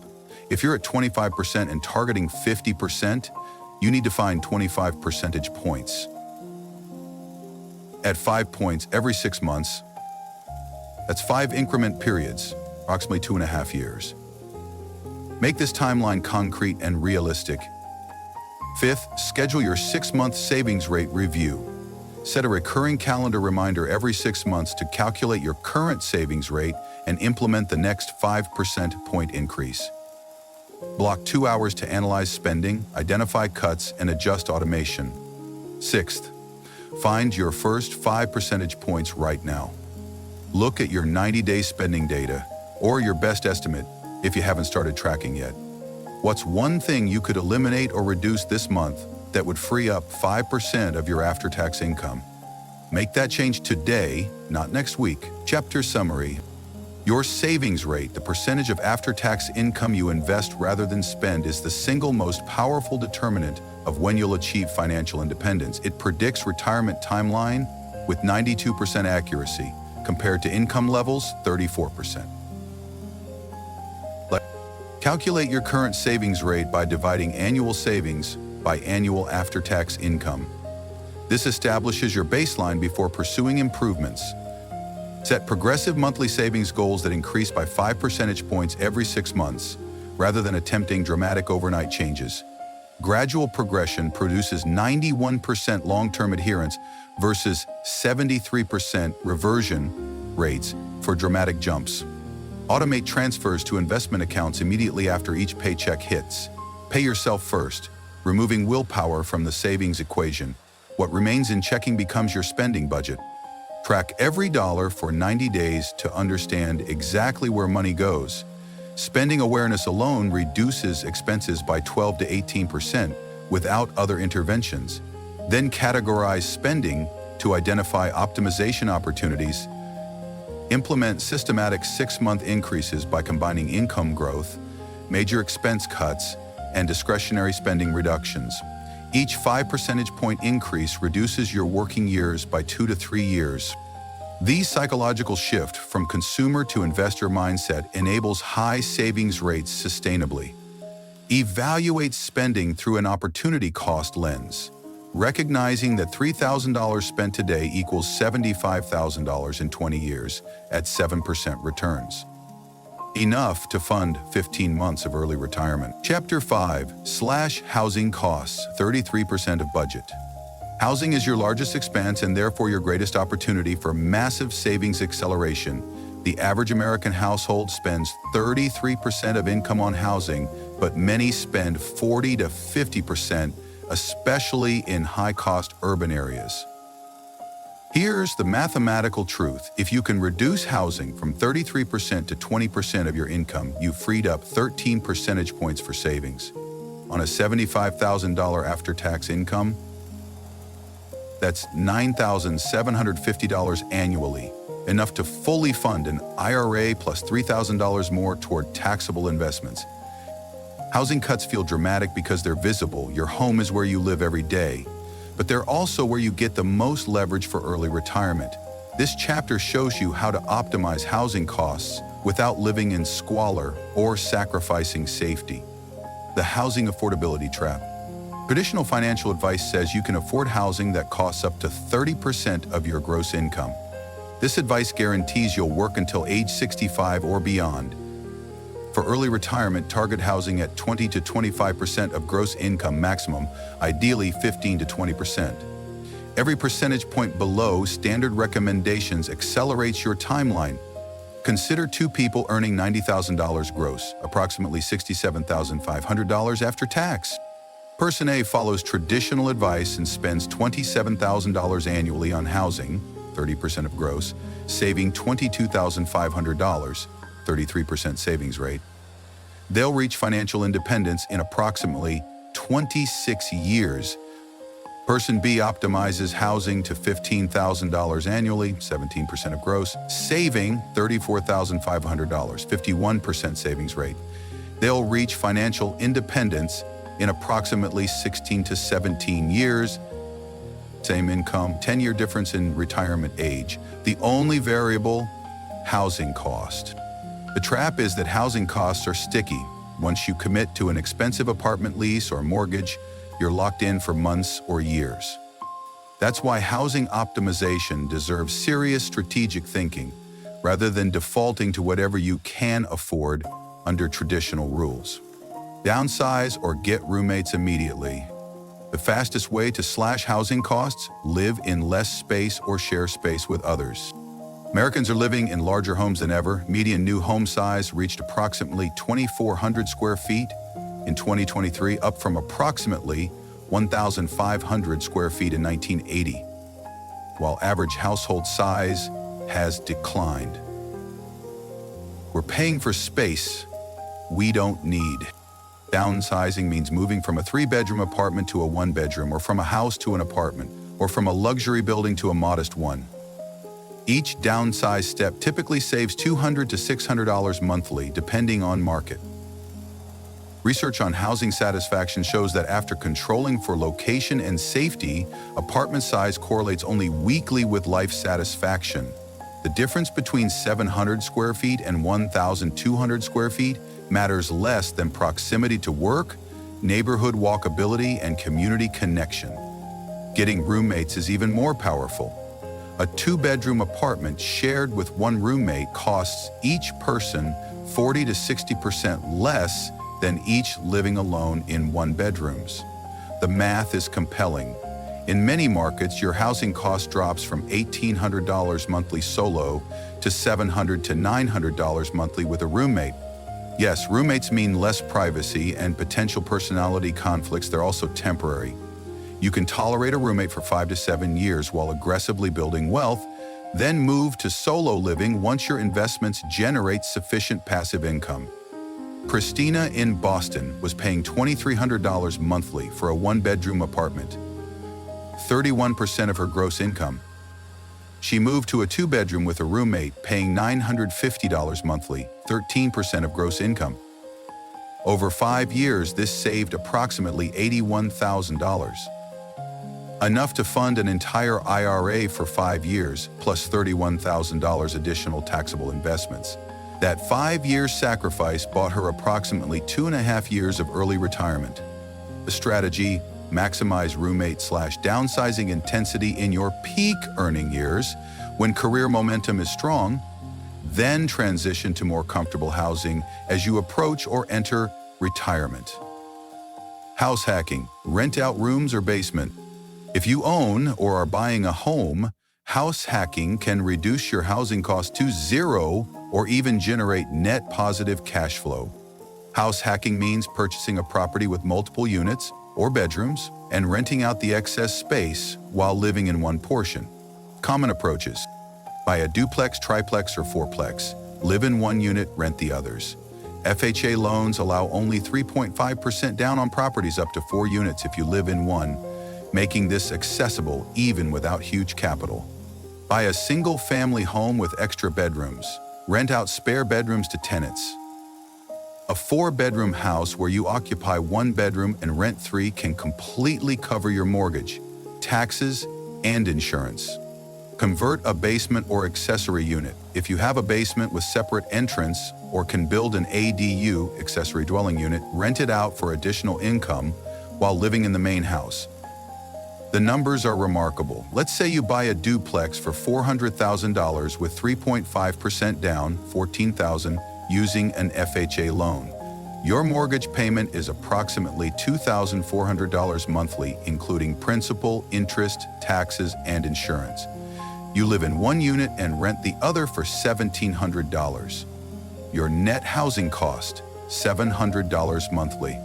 Compared to renting an apartment for $2,200 monthly, you're saving $1,500 monthly, $18,000 annually. Plus building equity through mortgage paydown, plus benefiting from property appreciation, plus gaining landlord experience. Research analyzing thousands of house hacking scenarios found average housing cost reductions of 65 to 85% compared to renting, with many house hackers achieving negative housing costs, collecting more rent than their total housing expenses. Craig and Megan in Indianapolis bought a fourplex for $320,000, living in one unit and renting three others. Total monthly costs $2,500, total rental income $3,600. Net monthly housing cost negative $1,100. They were paid $1,100 monthly to live there while building equity in an appreciating asset. After 3 years, they'd saved approximately $93,000 compared to renting $1,800 monthly rent they would have paid versus negative $1,100 actual cost equals $2,900 monthly savings times 36 months. They used this capital to purchase their first pure rental property, move to lower cost of living area. Geographic arbitrage doesn't just apply to remote workers earning high salaries. It applies to everyone. Moving from an expensive market to a moderate market can cut housing costs by 50% or more while maintaining similar quality of life.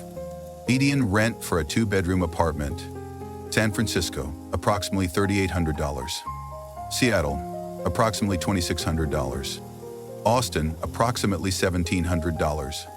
Indianapolis, approximately $1,100. Memphis, approximately $950. Same apartment, 2 bedrooms, decent neighborhood, safe area. Ranges from $950 to $3,800 based solely on geography. That's $2,850 monthly difference between extremes, or $34,200 annually. If you're not tied to a specific location by family obligations or industry requirements, moving to a lower cost of living area provides instant, massive savings with no income reduction, especially if you work remotely or in a field with national demand. Secondary cities with strong job markets and low housing costs include Indianapolis, Memphis, Nashville, Oklahoma City, Kansas City, Columbus, Pittsburgh, Cincinnati, Milwaukee, and Buffalo. Canadian options include Halifax, Regina, Winnipeg, and smaller cities in New Brunswick and Saskatchewan. The calculation isn't just rent, it's total cost of living. Lower housing costs correlate with lower costs for groceries, restaurants, services, and entertainment. A move from San Francisco to Indianapolis might reduce total spending by 40% while offering higher actual quality of life. Shorter commutes, more space, less stress. One consideration, income potential. Some careers offer substantially lower salaries in lower cost of living areas. Software engineers might earn $160,000 in San Francisco, but only $90,000 in Indianapolis, a 44% reduction. However, if the cost of living dropped by 60%, you still come out ahead significantly. Run the math for your specific situation. Calculate after-tax income difference and total spending difference. Usually the lower cost of living area wins financially, even with income reduction. Rent instead of buying if it's cheaper. There's a persistent cultural myth that renting is throwing money away and home ownership is always superior financially. This is often wrong, especially in expensive markets or for people planning to relocate within 5 years. Whether renting or buying is better depends on price-to-rent ratio. Divide median home price by annual rent for equivalent property. Ratios above 20 generally favor renting. Below 15 generally favor buying. How long you'll stay. Transaction costs, down payment, closing costs, selling costs take approximately 5 years to recoup through appreciation and mortgage paydown. Opportunity cost. Your down payment could be invested in stock market earning 7 to 10% rather than locked in home equity earning 3 to 4% appreciation. In high-cost markets like San Francisco, Seattle, or Vancouver, price-to-rent ratios often exceed 25 to 30, making renting financially superior for early retirement purposes.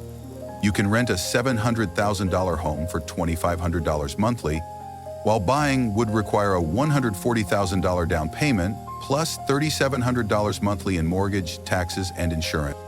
The renting advantage: you invest that down payment, earning higher returns and save the mortgage, versus rent difference, also invested. After 10 years, the renter who invested aggressively often has greater net worth than the homebuyer, despite building no home equity. Analysis comparing renters who invest all savings versus buyers building home equity found that renters came out ahead in 62% of scenarios in markets with price-to-rent ratios above 20, while buyers came out ahead in 78% of scenarios in markets with ratios below 15. Don't buy a home because of social pressure or conventional wisdom. Run your specific numbers. If renting allows you to invest substantially more annually, rent aggressively and retire years earlier. Target: keep housing under 25% of income. Your specific target depends on your market and goals, but aim for housing costs at 20 to 25% of gross income, maximum for early retirement feasibility.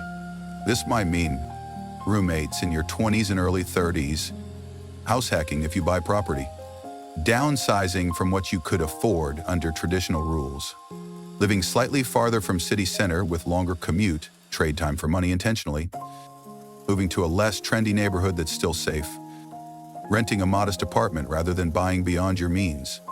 Every dollar saved on housing is a dollar that can compound at 7 to 10% annually for decades. A $200 monthly housing reduction equals $2,400 annually, which becomes approximately $94,000 over 20 years at 7% returns. That's 4 years of living expenses at $25,000 annually. You've purchased 4 years of freedom by living in a slightly smaller apartment or having a roommate. Frame housing decisions through that lens.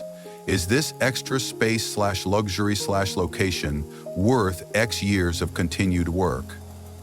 Usually the answer is no. Action steps: optimize your housing this month. Take these actions this week. First, calculate your housing cost as a percentage of gross income. Include rent or mortgage, property tax, insurance, utilities, and maintenance. What percentage is it? If it's above 25%, you have significant optimization opportunity.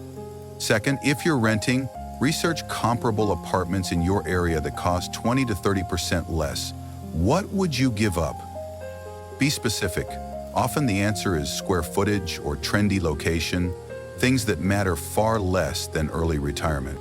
Third, if your lease is up for renewal within 6 months, seriously explore roommate options. Post on local housing groups, ask friends and colleagues, check Craigslist or Facebook Marketplace for people seeking roommates. Calculate the annual savings. Is it worth the privacy trade-off? Fourth, if you own or are considering buying, run house hacking numbers. Could you rent a bedroom? Convert your basement? Buy a duplex instead of single family? Calculate potential rental income using Zillow, Craigslist, and local rental listings. What's your net housing cost after rental income? Fifth, calculate price-to-rent ratio in your market. Find median home price and median annual rent for equivalent property. Divide, should you rent or buy? If renting is dramatically cheaper and you're currently buying, consider whether selling and renting might accelerate your timeline. Sixth, if you're open to geographic arbitrage, research 3 lower cost of living cities where you could potentially work and live. Calculate housing cost differences. What would you save annually? How many years earlier could you retire? Chapter summary. Housing costs average 33% of income for most Americans, but represent your single largest opportunity for dramatic savings acceleration. Reducing housing from 33% to 20% of income frees up 13 percentage points for investment, equal to $9,750 annually on $75,000 income. Target housing at 20 to 25% of gross income maximum for early retirement feasibility rather than following traditional 30% guidelines that guarantee working until age 65. Downsize to smaller spaces or get roommates immediately to cut housing costs by 40 to 60%. Living with a roommate for 5 years can save $80,000 or more. Funding an IRA for 5 years, plus substantial taxable investments. buying you approximately 2.5 years of early retirement. House hacking by purchasing multi-unit properties or renting out spare rooms can reduce your housing cost to zero or even negative, with average cost reductions of 65 to 85% versus renting solo while building equity and landlord skills. Move to a lower cost of living area if not geographically constrained, as housing costs range from $950 to $3,800 monthly for equivalent two-bedroom apartments based solely on location. A move from expensive to moderate markets provides instant 30+% savings acceleration. Rent instead of buying in markets with price-to-rent ratios above 20, as investing your down payment in the mortgage versus rent difference often produces higher net worth after 10 years than building home equity in expensive markets. Every $200 monthly saved on housing becomes $94,000 over 20 years at 7% returns. Enough to fund 4 years of early retirement at modest spending levels. Chapter 6, Eliminate Transportation Waste, 15% of budget. After housing, transportation is the average American's second largest expense, consuming approximately 15% of income. For early retirement purposes, this is excellent news. Transportation spending is highly optimizable with immediate, massive returns. Unlike housing, where you might be locked into a lease or mortgage, transportation changes can happen quickly. You can sell an expensive car this month, move closer to work within a year, or adopt alternative transportation immediately. Every transportation dollar saved is a dollar that compounds toward your freedom. The automobile industry has convinced Americans that cars are essential status symbols, requiring regular upgrading. This mentality is quietly demolishing millions of early retirement dreams. The true cost of car ownership. Most people dramatically underestimate what their vehicles actually cost. They focus on the car payment while ignoring insurance, gas, maintenance, registration, depreciation, and parking. Let's calculate the true cost of a typical new car. Purchase price, $35,000. The loan terms, 5-year loan at 6% interest. Monthly payment, $676. Total paid over loan, $40,560, including $5,560 interest. But that's just the beginning. Insurance, $150 monthly, $1,800 annually. Gas, $150 monthly for typical commuting, $1,800 annually. Maintenance and repairs, $100 monthly average, $1,200 annually. Registration and fees, $120 annually. Parking, $80 monthly. In many cities, $960 annually. Depreciation. The $35,000 car is worth approximately $20,000 after 5 years, $3,000 annual depreciation. Total annual cost, approximately $9,880. Total 5-year cost, approximately $49,400. That $49,000 invested at 7% for 20 years becomes approximately $191,000. Nearly 8 years of living expenses at $25,000 annually. You're not buying a car, you're buying away 8 years of potential early retirement. Now multiply this if you're a 2-car household. Many families have $98,000 locked up in vehicle costs over 5 years, enough to fund their entire retirement if invested instead. Sell expensive cars, buy reliable used vehicles. Single biggest transportation optimization. Buy reliable used cars and drive them for 10+ years. New cars lose 20 to 30% of their value in the first year due to depreciation. A $40,000 new car becomes a $30,000 car the moment you drive it off the lot. You've instantly lost $10,000, equal to 18 months of living expenses at moderate spending. The early retirement transportation strategy. Buy used cars 3 to 5 years old, when steep depreciation has already occurred but the vehicle still has 10+ years of reliable life. A 3-year-old Honda Civic or Toyota Camry that costs $28,000, new sells for approximately $18,000. A $10,000 savings for a car with minimal wear. Focus on reliability, not appearance.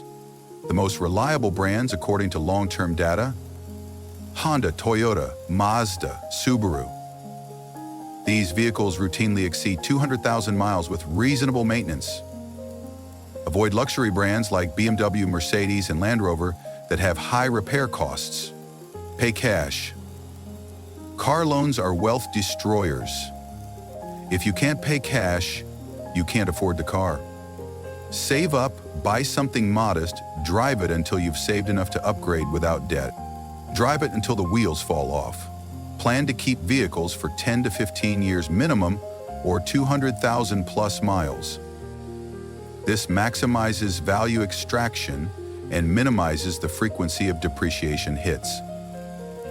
Marcus bought a 7-year-old Toyota Corolla with 98,000 miles for $9,500 cash. He drove it for 12 years, putting an additional 160,000 miles on it, then sold it for $2,000.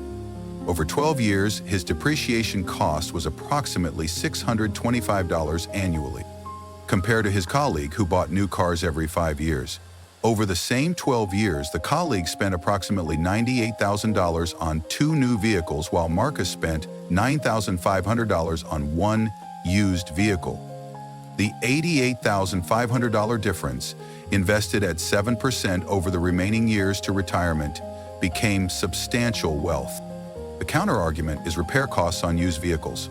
True, but research shows that even factoring in repairs, well-maintained used vehicles from reliable brands cost substantially less total ownership than new vehicles. A $2,000 repair bill every few years is insignificant compared to $10,000 evaporated in first-year depreciation. Go car-free if possible. The ultimate transportation optimization. Eliminate cars entirely. This isn't feasible for everyone. Rural residents and those in car-dependent suburbs have limited options, but for urbanites and those in walkable communities, going car-free can save $10,000 to $15,000 annually. That's 25 to 37 percentage points added to your savings rate if you earn $40,000 after tax, or 10 to 15 percentage points on $100,000 after-tax income. Eliminating cars might be the single decision that makes early retirement possible. Car-free living requires: live within biking or walking distance of work, ideally 3 miles or less. A 3-mile bike commute takes 15 to 20 minutes and doubles as exercise, saving gym membership costs. Choose housing based on walkability and public transit access. Use WalkScore, walkscore.com, to evaluate neighborhoods. Scores above 75 mean most errands can be accomplished on foot. Scores above 95 mean daily car-free living is easy. Use combination of biking, walking, public transit, and occasional car sharing or ride share for longer trips. Monthly transit passes typically cost $80 to $150. Occasional Uber or Zipcar use adds $100 to $200 monthly. Total transportation cost $200 to $350 monthly, versus the $900 to $1,200 monthly of car ownership. A selection on embrace bike infrastructure. Many cities have built extensive protected bike lanes, making cycling safer and more practical year-round. E-bikes extend range and eliminate hills as barriers, costing $1,200 to $2,500 but lasting years. Sophia in Portland went car-free when she moved to a neighborhood with a walk score of 92, 3 miles from her office. She bikes to work 9 months of the year, takes the bus or rideshare during winter storms, and rents cars through Zipcar for weekend trips, approximately 6 times annually at $75 each. Her annual transportation cost $1,200, $100 monthly transit pass plus $450. Zipcar. She previously spent approximately $11,000 annually on car ownership, payment, insurance, gas, parking, maintenance. The $9,800 annual savings became approximately $398,000 over 20 years at 7% returns, enough to fund nearly 16 years of living expenses at $25,000 annually. Going car-free adds challenges. hauling groceries, traveling with kids, managing bad weather. But for the right people, in the right locations, it's transformational for early retirement timelines. Live within 5 miles of work.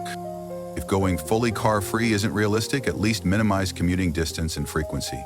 Long commutes are wealth destroyers in multiple ways: fuel costs, vehicle wear, time waste and stress that impacts health and productivity. The average American commute is approximately 27 minutes each way, or 54 minutes daily. Over a year, that's approximately 225 hours, equivalent to more than 5 full work weeks spent just getting to and from work. A 15-mile commute at current gas prices costs approximately $3 daily in fuel alone, approximately $60 monthly, or $720 annually. Double that for vehicle wear, and you're spending approximately $1,400 annually just on the incremental costs of a longer commute versus a 5-mile commute. But the real cost is time. That extra 30 minutes each way versus a 10-minute commute from 5 miles away equals an hour daily, 5 hours weekly, 260 hours annually. What could you do with 260 hours? Build a side hustle generating thousands in extra income. Pursue skill development that increases your primary income. Simply rest and avoid burnout. Research on commuting and well-being consistently shows that longer commutes correlate with lower life satisfaction, worse health outcomes, and reduced career performance. A study published in 2023 found that each 10 minutes of additional commute time reduced job satisfaction equivalent to a 6% pay cut. The early retirement strategy: choose housing based on proximity to work, or choose work based on proximity to housing. When evaluating job opportunities, factor commute distance heavily. A job paying 10% more but requiring an hour-long commute versus 30-minute commute might actually reduce your effective hourly wage once you account for extra commute time and costs. Rachel and Tom in Chicago moved from a suburban house 23 miles from their downtown offices to an apartment 7 miles away, accessible by bike and train. Their commute time dropped from 75 minutes each way, 2.5 hours daily combined, to 30 minutes each way, 1 hour daily combined. They gained 90 minutes daily, approximately 375 hours annually. Tom used this time to build a freelance consulting practice generating $12,000 annually. Rachel used it for skill development that contributed to a promotion. Combined, their income increased $22,000 annually, directly traceable to time freed up by commute reduction. They also saved approximately $2,200 annually in gas and vehicle wear. The move itself increased their rent by $400 monthly, $4,800 annually, but the net financial and quality of life benefit was massively positive. Driving vehicles for 10+ years. We've touched on this, but it deserves emphasis. The longer you keep a vehicle, the lower your annual ownership cost becomes. Appreciation is front-loaded. A car loses the most value in early years and the least value in later years. A new $30,000 car might lose $6,000 in year 1, $4,000 in year 2, $3,000 in year 3, but only $500 to $1,000 annually after year 10. Maintenance increases with age, but predictably. Years 1 through 5 require minimal maintenance, mostly oil changes and tire rotations. Years 6 through 10 add occasional repairs, maybe a battery, alternator, or brake job. Years 11 through 15 might require a transmission service or suspension work. But total maintenance costs over 15 years typically range from $8,000 to $15,000 for reliable brands. Far less than the $60,000 to $100,000 in depreciation costs you'd absorb buying multiple new vehicles over the same period. The math: buying one $10,000 used car and driving it 15 years costs approximately $25,000 total. $10,000 purchase minus $3,000 resale value, plus $18,000 maintenance and repairs. That's approximately $1,667 annually, compared to buying 3 new $25,000 cars over 15 years, a new car every 5 years, Total cost, approximately $105,000, $75,000 purchases, minus $21,000 in trade-in values, plus approximately $51,000 in financing costs, maintenance, and early year higher insurance. That's $7,000 annually, 4 times higher. The difference, $6,300 annually invested at 7% for 30 years, becomes approximately $625,000. One decision, driving used cars longer, can add approximately 25 years of living expenses to your retirement portfolio. Accept that your car will look dated. Accept minor cosmetic imperfections. As long as it's mechanically sound, safe, and reliable, keep driving it. You're not trying to impress anyone, you're trying to retire decades early. Target: transportation under 10% of income. For early retirement purposes, aim to keep total transportation costs below 10% of gross income, ideally closer to 5%. On $75,000 gross income, that's $7,500 annually maximum. Approximately $625 monthly for everything: vehicle payments or depreciation, insurance, gas, maintenance, registration, parking. Strategies to hit this target: 1 car for couples or families instead of 2 saves approximately $8,000 to $12,000 annually. Buy used and drive long-term saves approximately $4,000 to $6,000 annually versus new car every 5 years. Live close to work to minimize fuel and maintenance saves $1,000 to $2,000 annually versus long commute. Use bike/transit for some trips to extend vehicle life and reduce gas costs, saves $500 to $1,000 annually. Shop insurance annually for best rates and consider increasing deductibles, saves $300 to $800 annually. Learn basic maintenance, oil changes, air filters, wiper blades to reduce service costs, saves $200 to $400 annually. Combined, these strategies can reduce transportation from 15% of income to 5 to 8%, freeing up 7 to 10 percentage points for investment. On $75,000 income, that's approximately $5,200 to $7,500 annually, which becomes approximately $206,000 to $296,000 over 20 years at 7% returns. That's 8 to 12 years of living expenses at $25,000 annually. Nearly a decade of early retirement purchased by optimizing transportation. Action steps: optimize transportation this month. Take these specific actions this week. First, calculate your true annual transportation cost. Include everything: car payments, insurance, gas, maintenance, repairs, registration, parking, tolls. Divide by gross annual income to get percentage. Is it above 10%? That's optimization opportunity. Second, if you own a car worth more than $15,000 or are making monthly payments, research the resale value on Kelley Blue Book or Edmunds. Calculate what you'd net after paying off any loan. Research reliable used cars you could buy with that money. What's the annual savings from downgrading? Third, if you have 2 vehicles, seriously analyze whether you could function as a 1-car household. What would need to change? Could one person bike, take transit, or work remotely more frequently? Calculate the annual savings of eliminating 1 vehicle entirely. Fourth, measure your commute distance from home to work. Is it over 10 miles? Research housing options within 5 miles of work. What would the rent/housing cost difference be? Calculate whether moving closer would create net savings when factoring in transportation cost reductions and time value. Fifth, if you live in or near an urban area with walk score above 70, seriously explore car-free living.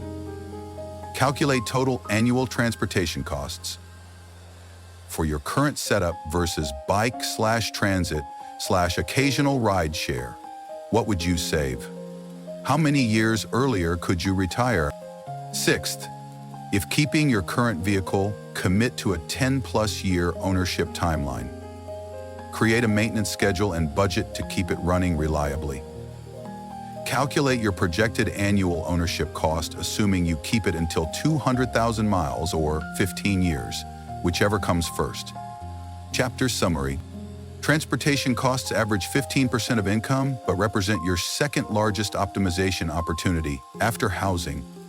With true annual costs of $9,000 to $12,000 when including payments, insurance, gas, maintenance, depreciation, and parking, the average new car costing $35,000 actually costs approximately $49,400 over 5 years, including all expenses, which invested instead becomes $191,000 in 20 years. Enough to fund 8 years of early retirement. Sell expensive cars and buy reliable used vehicles 3 to 5 years old from brands like Honda, Toyota, Mazda, or Subaru. Paying cash and driving them 10+ years minimizes depreciation hits that destroy wealth. Go completely car-free if you live in walkable urban areas with good transit. Eliminating vehicles saves $10,000 to $15,000 annually, potentially adding 25 to 37 percentage points to your savings rate and making early retirement possible where it otherwise wouldn't be. To live within 5 miles of work to minimize commute costs and time waste. The average 27-minute commute steals 225 hours annually, while longer commutes reduce life satisfaction, equivalent to a 6% pay cut. Drive vehicles for 10+ years minimum. One used car driven 15 years costs approximately $1,667 annually versus $7,000 annually for buying new cars every 5 years. A difference that becomes $625,000 invested over 30 years. Target total transportation costs below 10% of gross income, ideally 5 to 8%. Use strategies like one-car households, used vehicles, proximity living, bike/transit substitution, and shopping insurance annually, freeing 7 to 10 percentage points for investment that becomes 8 to 12 years of funded early retirement. Chapter 7. Cut food and discretionary spending. After optimizing your 2 largest expenses, housing and transportation, it's time to address the category where most people hemorrhage money without realizing it. Food and discretionary spending. Food is unique among expenses because it's both necessary, you must eat, and highly variable. Costs can range from $300 to $3,000 monthly for the same person depending on choices. This makes it the perfect optimization target. You can cut costs dramatically without suffering simply by changing habits.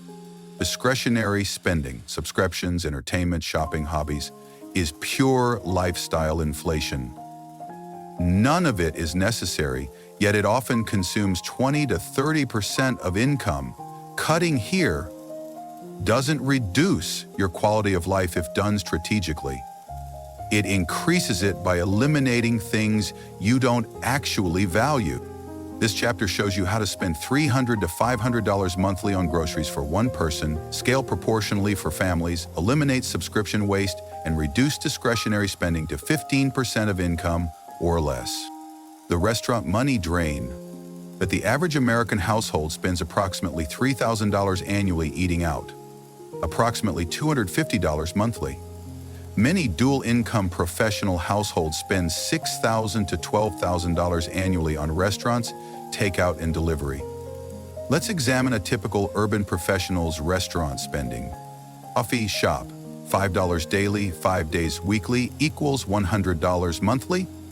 Lunch out, $15 daily, 5 days weekly equals $300 monthly. Dinner out, twice weekly at $40 per meal equals $320 monthly. Delivery/takeout, once weekly at $35 equals $140 monthly. Weekend brunch twice monthly at $30 equals $60 monthly. Total $920 monthly or $11,040 annually. That same person could eat exceptionally well cooking at home for approximately $450 monthly. Groceries for breakfast, lunch, and dinner, the difference, $570 monthly.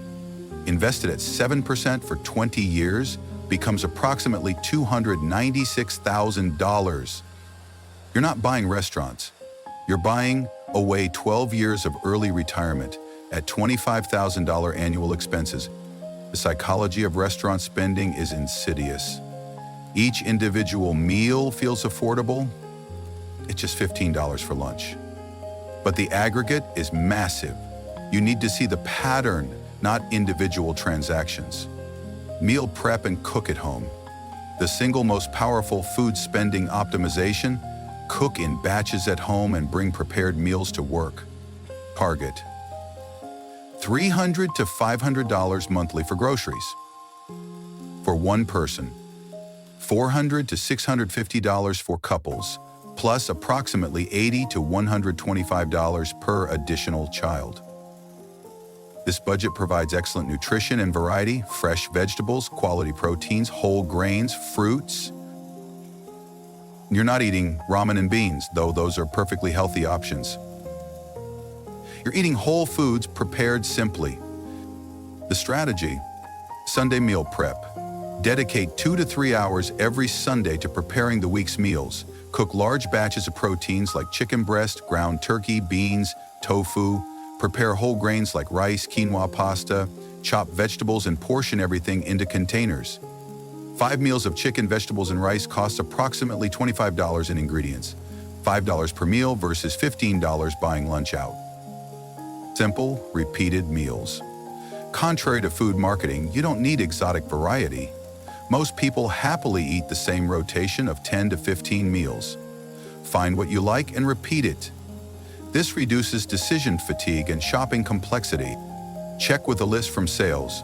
Check weekly grocery store ads online. Plan meals around what's on sale. Make a detailed list and buy nothing else.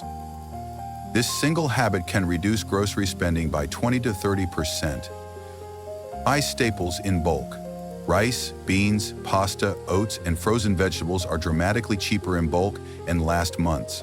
A 25-pound bag of rice costs approximately $35 and provides approximately 100 servings, 35 cents per serving. Limit meat consumption. Meat is expensive. Building meals around beans, lentils, eggs, and cheaper cuts of chicken or turkey dramatically reduces costs while maintaining good nutrition. A pound of dried beans costs approximately $2 and provides 8 servings of protein. 25 cents per serving versus $4 to $6 per serving for steak. Embrace frozen vegetables, nutritionally equivalent to fresh, often cheaper, and zero waste from spoilage. A bag of frozen broccoli costs approximately $2 and provides 4 to 5 servings. Javier in Austin reduced his food spending from approximately $1,100 monthly, mostly restaurants, to approximately $425 monthly, groceries with occasional restaurant meals, by adopting Sunday meal prep. Over 3 years, he saved approximately $24,300, enough to fund 3 years of IRA contributions plus additional taxable investments. His quality of diet improved: more vegetables, better protein quality, less sodium and processed food. His health markers improved, and he lost the stress of deciding what to eat every day.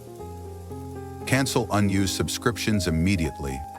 Americans now spend an average of over $200 monthly on subscriptions: streaming services, apps, software, memberships, subscription boxes, and services they've forgotten exist. Common subscription creep. Netflix, $17 monthly. Hulu, $15 monthly. Disney Plus, $11 monthly. HBO Max, $16 monthly. Spotify, $11 monthly. Gym membership, $55 monthly. Meal kit service, $120 monthly. Amazon Prime, $15 monthly when annualized. Cloud storage, $10 monthly. Productivity apps, $25 monthly. News/magazine subscriptions, $30 monthly. Total, $325 monthly, or $3,900 annually. Most people use maybe half of these regularly. The rest continues charging automatically, draining wealth. The subscription purge. First, inventory everything. Check your credit card and bank statements for the past 3 months.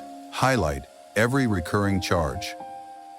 Many people discover subscriptions they'd completely forgotten. Second, cancel anything unused in the past 30 days. If you haven't used it monthly, you don't need it. You can always resubscribe if you miss it. You won't. Third, downgrade services you use occasionally. Do you need 4 streaming services simultaneously? Cancel all but one. Rotate every few months. Most content libraries overlap significantly. Fourth, replace paid with free. Library cards provide free books, audiobooks, movies, and music. YouTube provides free entertainment and education. Local parks and recreation departments offer free or low-cost fitness activities. Fifth, share services. Netflix allows multiple profiles. Spotify offers family plans. Share subscriptions with family members or trusted friends and split costs. Nicole inventoried her subscriptions and found 23 recurring charges totaling $273 monthly. She canceled 14 completely, downgraded 4, and kept only 5 essential services. New total $78 monthly, or $2,395 monthly, or $2,340 annually. Over 20 years at 7% returns, that's approximately $96,000, nearly 4 years of living expenses. The rule going forward, every new subscription requires canceling an existing subscription. This creates intentionality and prevents creep. Use free entertainment options. Entertainment spending represents pure lifestyle inflation. Nobody needs paid entertainment. It's entirely optional. Yet many spend hundreds monthly on activities, events, hobbies, and experiences that provide minimal lasting satisfaction. The shift. Free and low-cost entertainment provides equal or greater satisfaction when approached intentionally. Research on happiness and spending consistently shows that experiences with friends and family, time in nature, physical activity, learning, and creative pursuits produce more lasting life satisfaction than paid entertainment like concerts, sporting events, or theme parks. Free entertainment options. Outdoor activities. Hiking, biking, running, walking, picnics, swimming at public beaches, playing sports at public courts and fields. Most cities have extensive park systems and trail networks. Annual cost. 0. Library resources. Books, audiobooks, movies, music, digital magazines, free passes to local museums and attractions, community events and workshops. Annual cost. 0. Community events, free concerts, festivals, farmers markets, art walks, public lectures, author readings, outdoor movie screenings. Check local event calendars. Annual cost. 0. Home entertainment. Board games, cooking new recipes, exercise via YouTube, learning new skills online, video calls with distant friends and family. Annual cost minimal. Volunteering provides social connection, purpose, and community contribution while costing nothing. Many volunteer opportunities are genuinely enjoyable. Trail maintenance, animal shelter work, food banks, literacy tutoring. The key is being proactive about free options rather than defaulting to paid entertainment. It requires slightly more planning. You can't spontaneously decide to hike without checking weather and trail conditions. But the financial and often quality of life benefits are substantial. Marcus and Lisa in Denver shifted from approximately $350 monthly entertainment spending, restaurants, bars, concerts, sporting events, to approximately $80 monthly by embracing free options. They hike every weekend, host potluck dinners with friends, attend free summer concert series, use library resources heavily, and volunteer together at a community garden. Their social connections deepened. Potlucks with friends create better conversation than noisy restaurants. Their health improved from more outdoor activity. Their spending dropped by approximately $270 monthly, $3,240 annually, which becomes approximately $133,000 over 20 years at 7% returns. That's over 5 years of living expenses purchased by choosing free entertainment, buy used clothing and goods. Americans spend an average of approximately $1,600 annually on clothing and another several thousand on household goods, electronics, and miscellaneous shopping.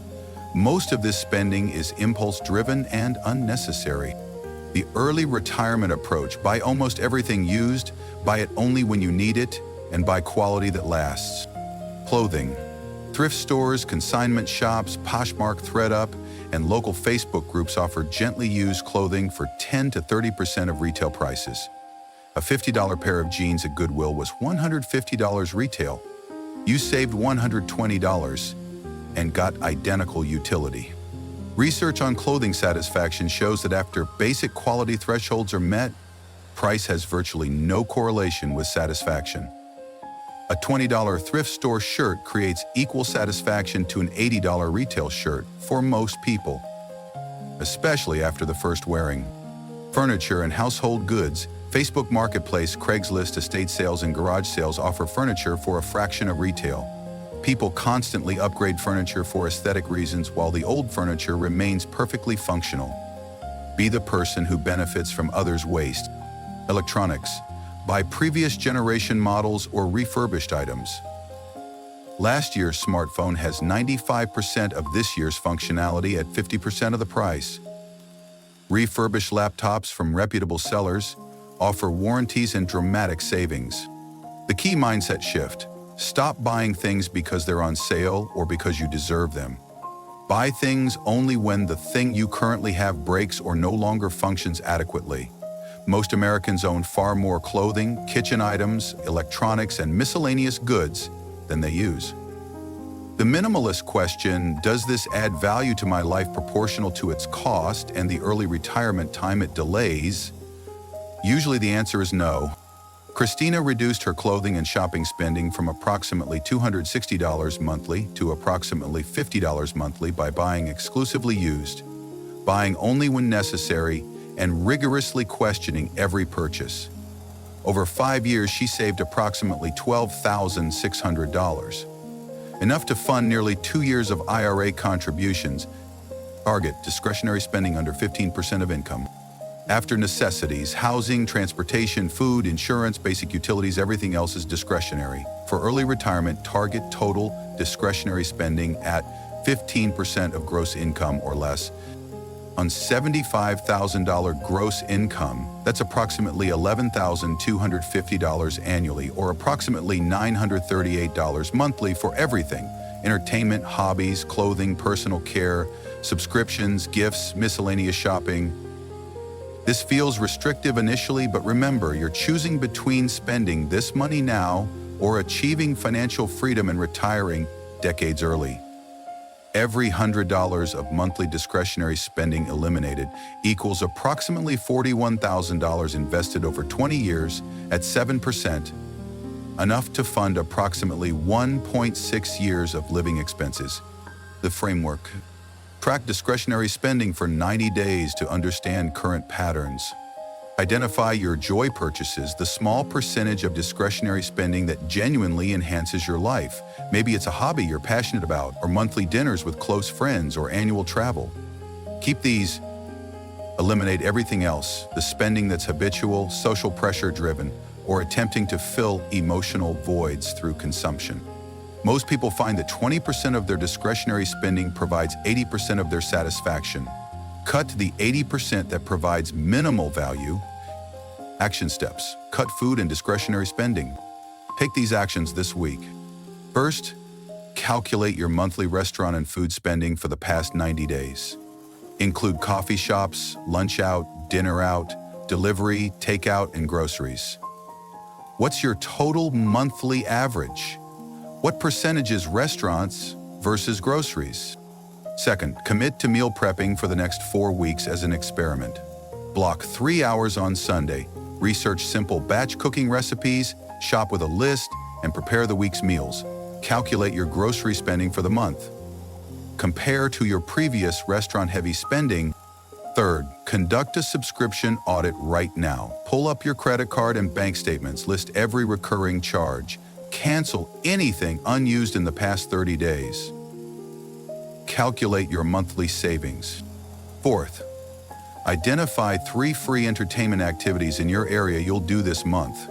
Check local event calendars, library resources, and park/recreation offerings. Schedule them specifically. Track whether you enjoy them as much as paid alternatives. 5th, implement a 30-day shopping freeze on everything except groceries and true necessities. No clothing, no household items, no impulse purchases. Use what you have. Note what you actually miss. Probably very little.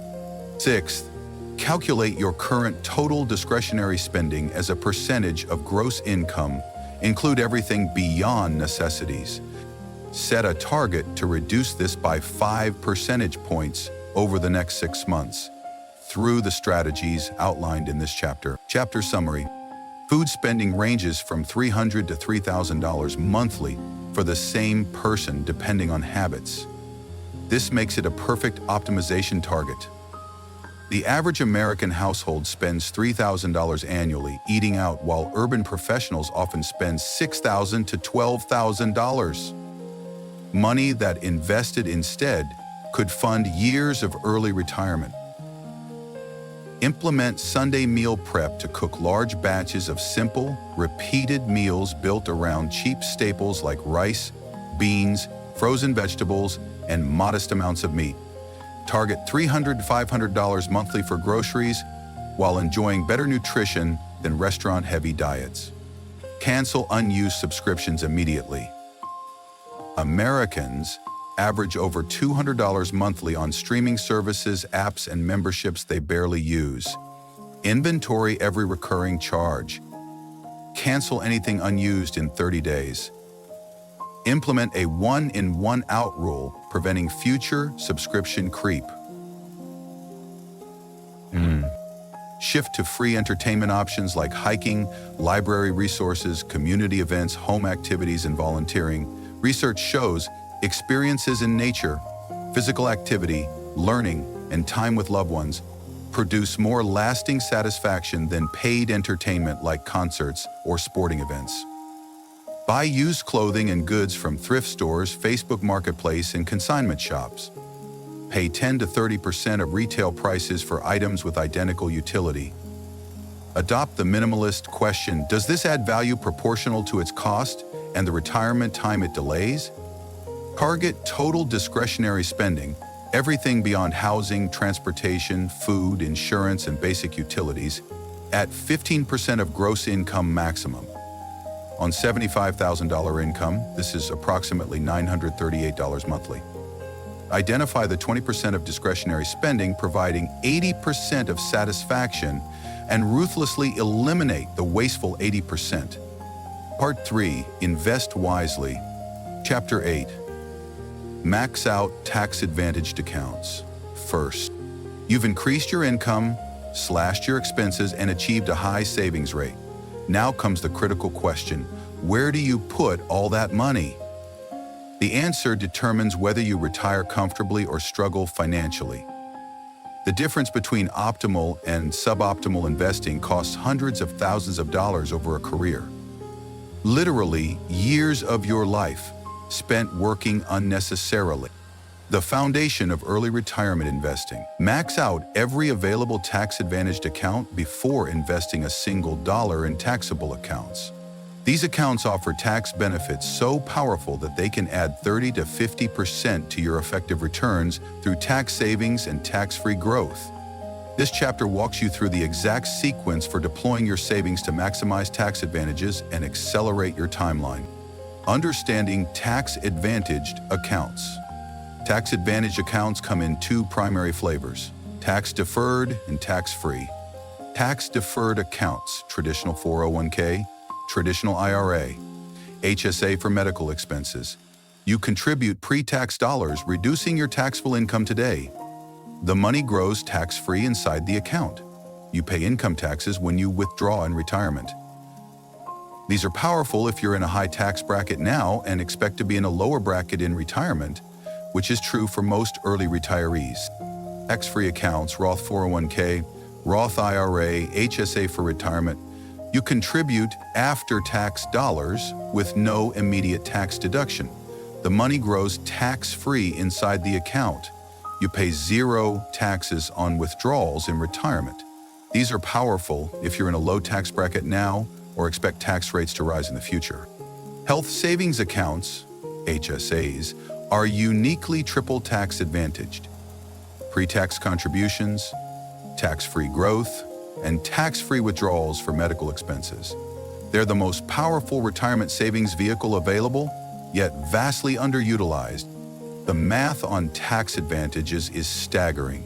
Consider 2 investors who each invest $650 monthly for 30 years with 7% returns. Investor A uses taxable accounts, paying 22% federal tax on contributions and 15% capital gains tax on withdrawals. After taxes, she nets approximately $533,000. Investor B uses tax-advantaged accounts, paying no taxes on contributions or growth. He nets approximately $733,000. Same contributions. $200,000 difference? Enough to fund 8 years of living expenses at $25,000 annually. That's the power of tax-advantaged investing. Contribute to 401k up to employer match, year 1. Your absolute first priority, contribute enough to your employer's 401k or 403b to capture the full employer match. Employer matches are free money. If your employer offers 50 cents per dollar matched up to 6% of your salary, and you earn $75,000, you must contribute $4,500 annually, 6%, to receive $2,250 in matching funds. That's an instant 50% return before any market gains. No investment beats free money. Many people leave employer matches unclaimed, essentially refusing a raise. Research shows approximately 25% of employees don't contribute enough to capture their full match, forfeiting approximately $1,500 annually on average. Over a 30-year career, that's approximately $45,000 in direct matching funds, plus the compound growth that money would have generated, easily $150,000 or more in total lost wealth. The minimum viable investment strategy: contribute enough to get the full match from day 1 of employment. If you can't afford more yet, start here and increase contributions as you optimize expenses. Max out 401k, year 2 plus. Once you've secured your employer match and increased your savings rate further, max out your 401k completely.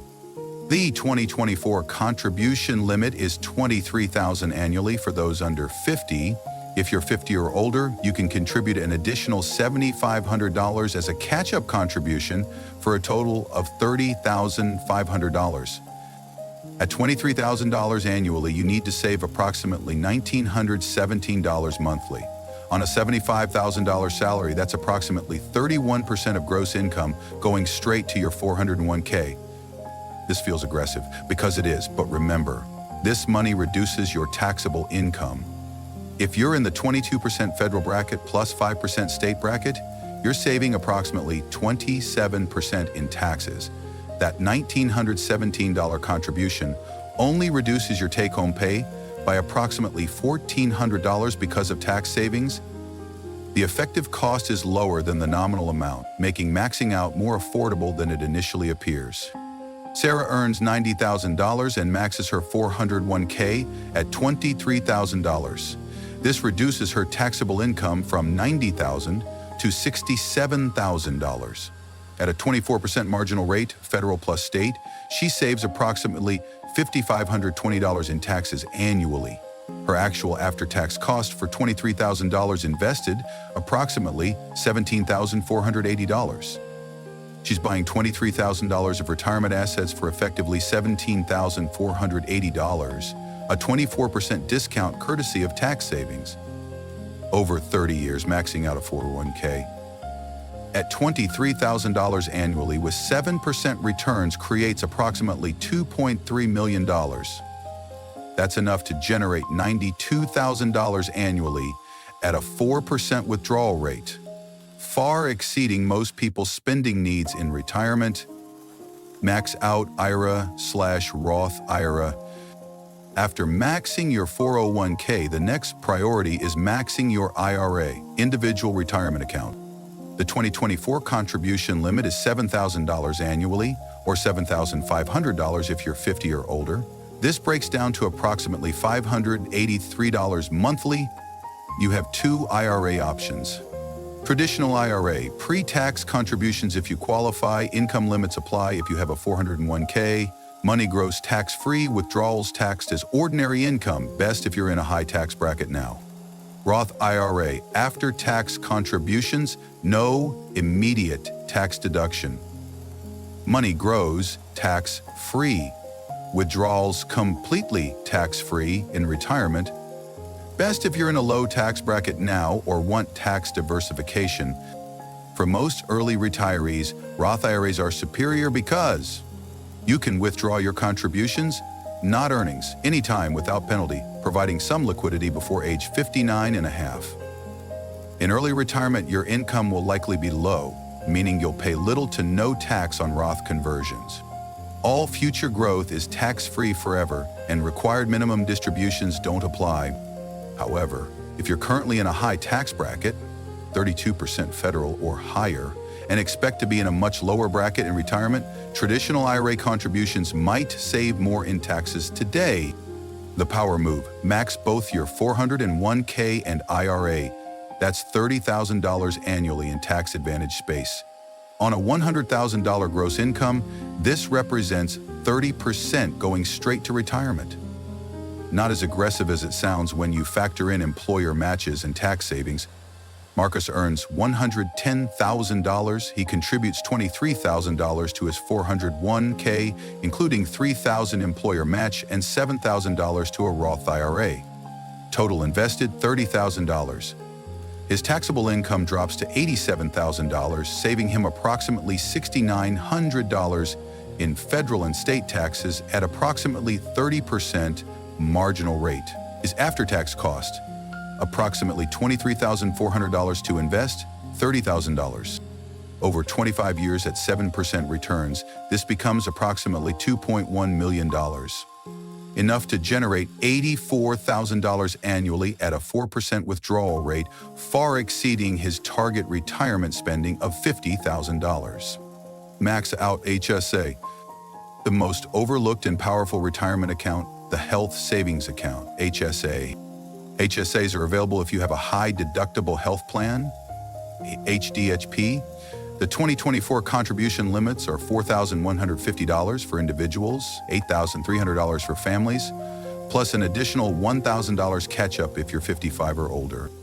HSAs are triple tax advantaged. Contributions are pre-tax, reducing your taxable income immediately. Growth is tax-free, with no taxes on dividends or capital gains inside the account. Withdrawals are tax-free if used for qualified medical expenses, which includes virtually all healthcare costs now and in retirement. The strategy: max your HSA contributions, invest the entire balance, don't keep it in cash, pay current medical expenses out of pocket from checking account, save all medical receipts, and let the HSA grow completely tax-free for decades. Here's the magic. There's no time limit on reimbursing yourself for medical expenses. You can pay for a doctor visit today, save the receipt, and reimburse yourself from your HSA 30 years from now.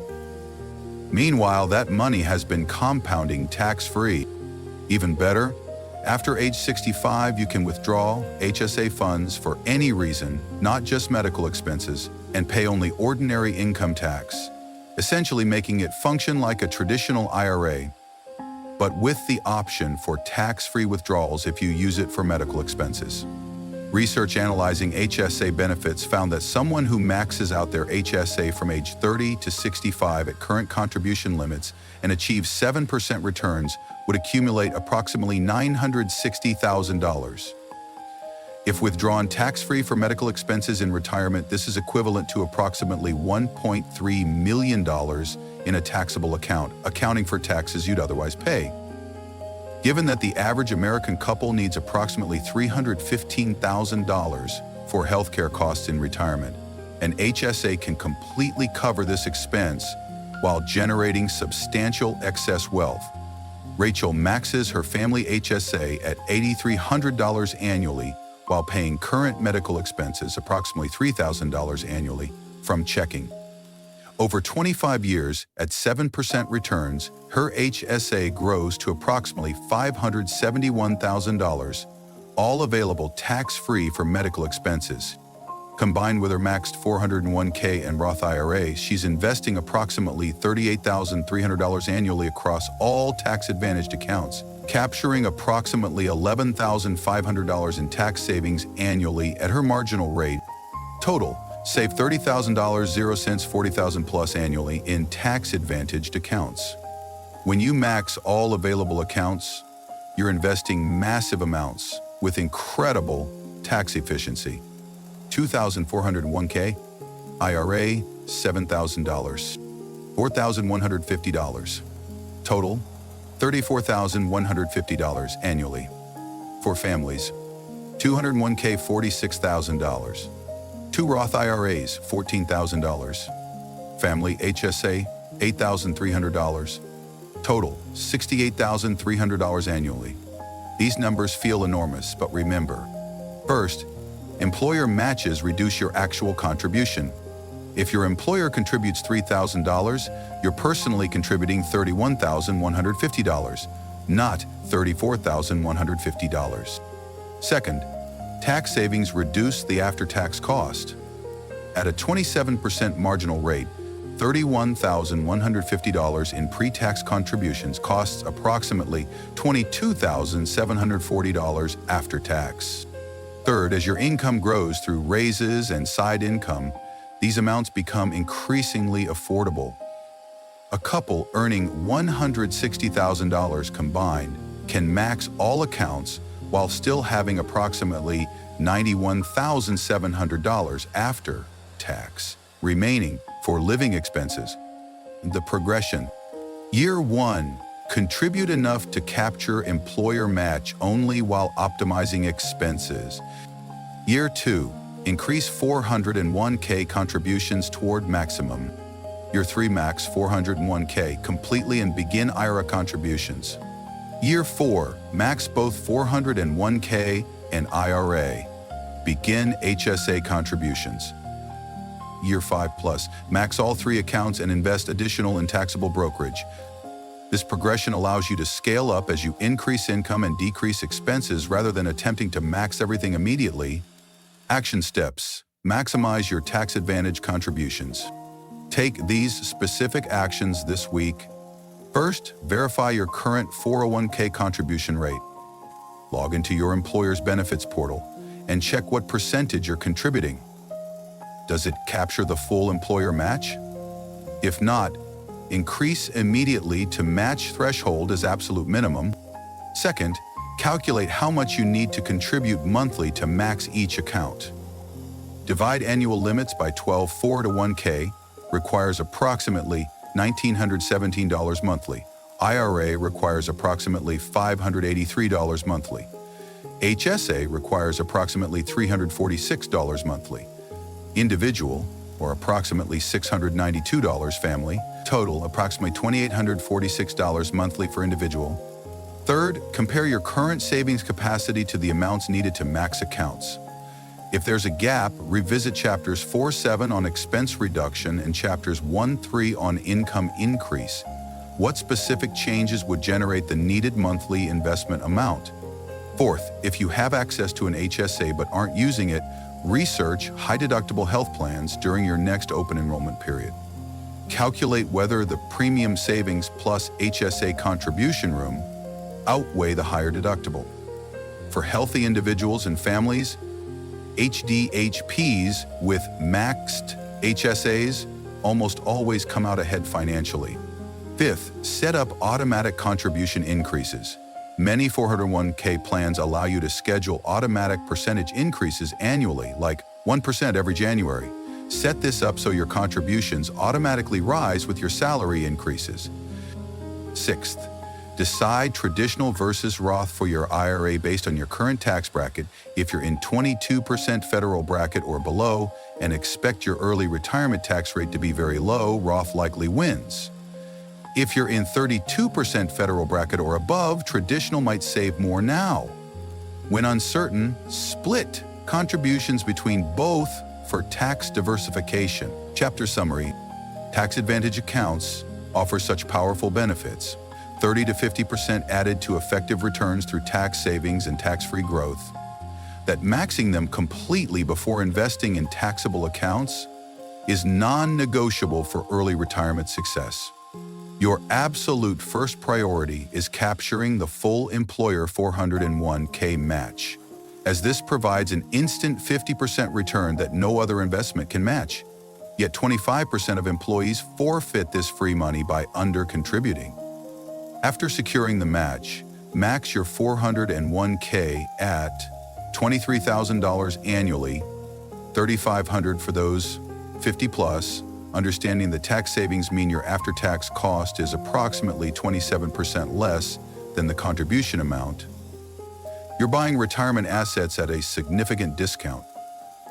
Max your IRA at $7,000 annually, choosing Roth for most early retirees since contributions can be withdrawn anytime and all future growth is tax-free forever, while traditional makes sense only if you're currently in very high tax brackets.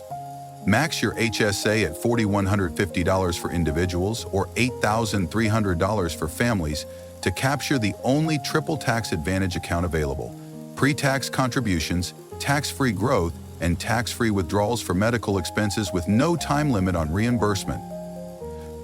Maxing all three accounts means investing $34,150 annually for individuals or $68,300 for families, though employer matches and tax savings reduce actual after-tax costs substantially. A couple earning $160,000 can max everything while retaining $91,700 for living expenses. Follow a progressive 5-year timeline starting with employer match only, then maxing 401k, then adding IRA, then HSA, allowing you to scale contributions as you increase income and optimize expenses rather than attempting impossible overnight jumps. Chapter 9. Build your taxable investment account. Once you have maxed all tax-advantaged accounts, every additional dollar should flow into a taxable brokerage account. This is your bridge to early retirement. It is the money you will actually live on between retirement and age 59 and a half, when you can access most tax-advantaged accounts without penalty. Many early retirement pursuers make a critical mistake. They focus exclusively on 401k and IRA accounts, then reach their target retirement age with plenty of money locked away in accounts they cannot access for another 10 to 20 years. They have saved aggressively but cannot actually retire because all their wealth is inaccessible. The solution is to build a substantial taxable brokerage account that is available immediately, penalty-free, whenever you are ready to retire. This chapter shows you exactly how to build and optimize this critical account. Open a brokerage account. If you do not already have a taxable brokerage account, opening one takes about 15 minutes and costs nothing. The three dominant low-cost brokerages that serve early retirees well are Vanguard, Fidelity, and Charles Schwab. Vanguard is known for pioneering low-cost index funds. Vanguard is structured as a mutual company owned by its funds, aligning incentives with investors. Their website is functional but less modern than competitors. Vanguard is excellent for long-term buy-and-hold investors. Minimum initial investments vary by fund. Some are $3,000, some are $10,000. ETF versions have no minimums. Fidelity has an excellent platform with a modern interface, extensive research tools, and great customer service. They offer zero-commission trades, no account minimums, and an excellent mobile app. Fidelity provides slightly more features and polish than Vanguard. It is a strong choice for investors who want more hands-on tools while maintaining low costs. Charles Schwab is similar to Fidelity, with excellent platform, tools, and customer service. They also offer zero-commission trades and no minimums. Schwab is particularly strong for investors who want checking account integration. Schwab checking accounts have no foreign transaction fees and refund all ATM fees globally, which is excellent for travel. All three offer virtually identical low-cost index funds and ETFs with expense ratios between 0.03 and 0.05%. Choose based on personal preference. You cannot go wrong with any of them. Opening process. Visit the brokerage website, click Open an Account, and select Individual or Joint Taxable Account. Provide personal information such as name, address, Social Security number, and employment. Link your bank account for transfers. Fund the account with your initial deposit. Within 2 to 3 business days, your account is active and ready to invest. Invest in low-cost index funds. Once your account is open, the question becomes, what do you actually buy? For early retirees, the answer is simple. Buy low-cost index funds that track broad market indices. These provide instant diversification across hundreds or thousands of companies. They minimize fees that erode returns, and they eliminate the risk of individual stock selection mistakes. Research comparing investment approaches over long periods consistently shows that about 85 to 90% of actively managed funds underperform their benchmark index after accounting for fees. The few that outperform in one period rarely maintain that outperformance in the next. Index investing is not exciting, but it is remarkably effective. The workhorse index funds, available as both mutual funds and ETFs, are Total Stock Market Index. Vanguard offers VTSAX as a mutual fund and VTI as an ETF. Fidelity offers FSKAX as a mutual fund and ITOT as an ETF. Schwab offers SWTSX as a mutual fund and SCHB as an ETF. These funds own every publicly traded U.S. company, about 3,500 stocks ranging from mega-cap technology companies to small-cap industrials. Expense ratios are between 0.03 and 0.04%. Historical returns are about 10% annually over very long periods. Past performance does not guarantee future results, and real returns after inflation are closer to 7%. S&P 500 Index. Vanguard offers VFIAX as a mutual fund and VOO as an ETF. Fidelity offers FXA as a mutual fund and IVV as an ETF. Schwab offers SWPPX as a mutual fund and SKHX as an ETF. These funds own the 500 largest U.S. companies. They provide nearly identical performance to total stock market funds since large-cap stocks dominate both. Expense ratios are between 0.03 and 0.04%. The beauty of these funds is that you are diversified across the entire U.S. economy with a single purchase. When you buy total stock market, you own pieces of Apple, Microsoft, Amazon, Johnson & Johnson, Berkshire Hathaway, Visa, and thousands of other companies. If the U.S. economy grows, your investment grows. You are betting on American capitalism, which has been a winning bet historically. Use 3-fund portfolio, U.S. stocks, international stocks, bonds. While a single total stock market fund provides excellent diversification within the U.S., a more complete portfolio adds international exposure and bonds for stability. The Bogleheads 3-fund portfolio has become the gold standard for simple, effective, long-term investing. Fund 1, U.S. total stock market, 60 to 70% of portfolio. Provides growth through exposure to American companies. Fund 2, International Total Stock Market, 20 to 30% of portfolio. Vanguard offers VTI-AX as a mutual fund and VXUS as an ETF. Fidelity offers FTI-HX as a mutual fund and IXS as an ETF. Schwab offers SwissX as a mutual fund and CHF as an ETF. This provides geographic diversification and exposure to economic growth outside the U.S. It includes developed markets such as Europe, Japan, Canada, and Australia, as well as emerging markets such as China, India, and Brazil. Fund 3, total bond market, 10 to 30% of portfolio depending on age. Vanguard offers VBTLX as a mutual fund and BND as an ETF. Fidelity offers FXNEX as a mutual fund and AGG as an ETF. Schwab offers SWAGX as a mutual fund and SCHZ as an ETF. This provides stability and reduces volatility. Bonds typically decrease less than stocks during market crashes, providing ballast for your portfolio and dry powder to rebalance into stocks when they are on sale. Example: allocation for someone in their 30s pursuing early retirement. 63% US total stock, 27% international total stock, 10% total bond market. This provides heavy growth potential while you are in the accumulation phase, with just enough bonds to smooth out volatility and enable rebalancing opportunities.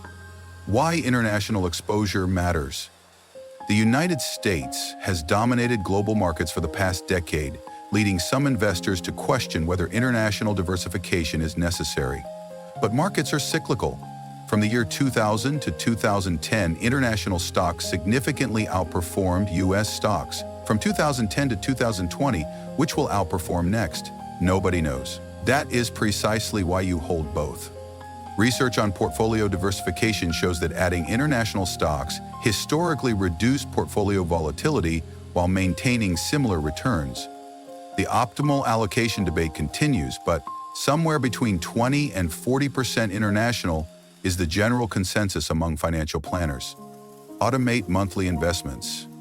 The key to building wealth through index investing is to automate purchases so they happen without decision or effort. Set up automatic monthly transfers from your checking account to your brokerage account. Time them to execute a day or two after your paycheck deposits. Then set up automatic investments that purchase your chosen index funds immediately when the transfer arrives. Example: you get paid on the 15th of each month. On the 17th, $2,000 automatically transfers from your checking account to your brokerage account. On the 18th, your brokerage automatically invests that money. $1,260 into total U.S. stock, $540 into international stock, $200 into total bond. This happens every single month without your involvement. You never see the money. You never decide whether now is a good time to invest.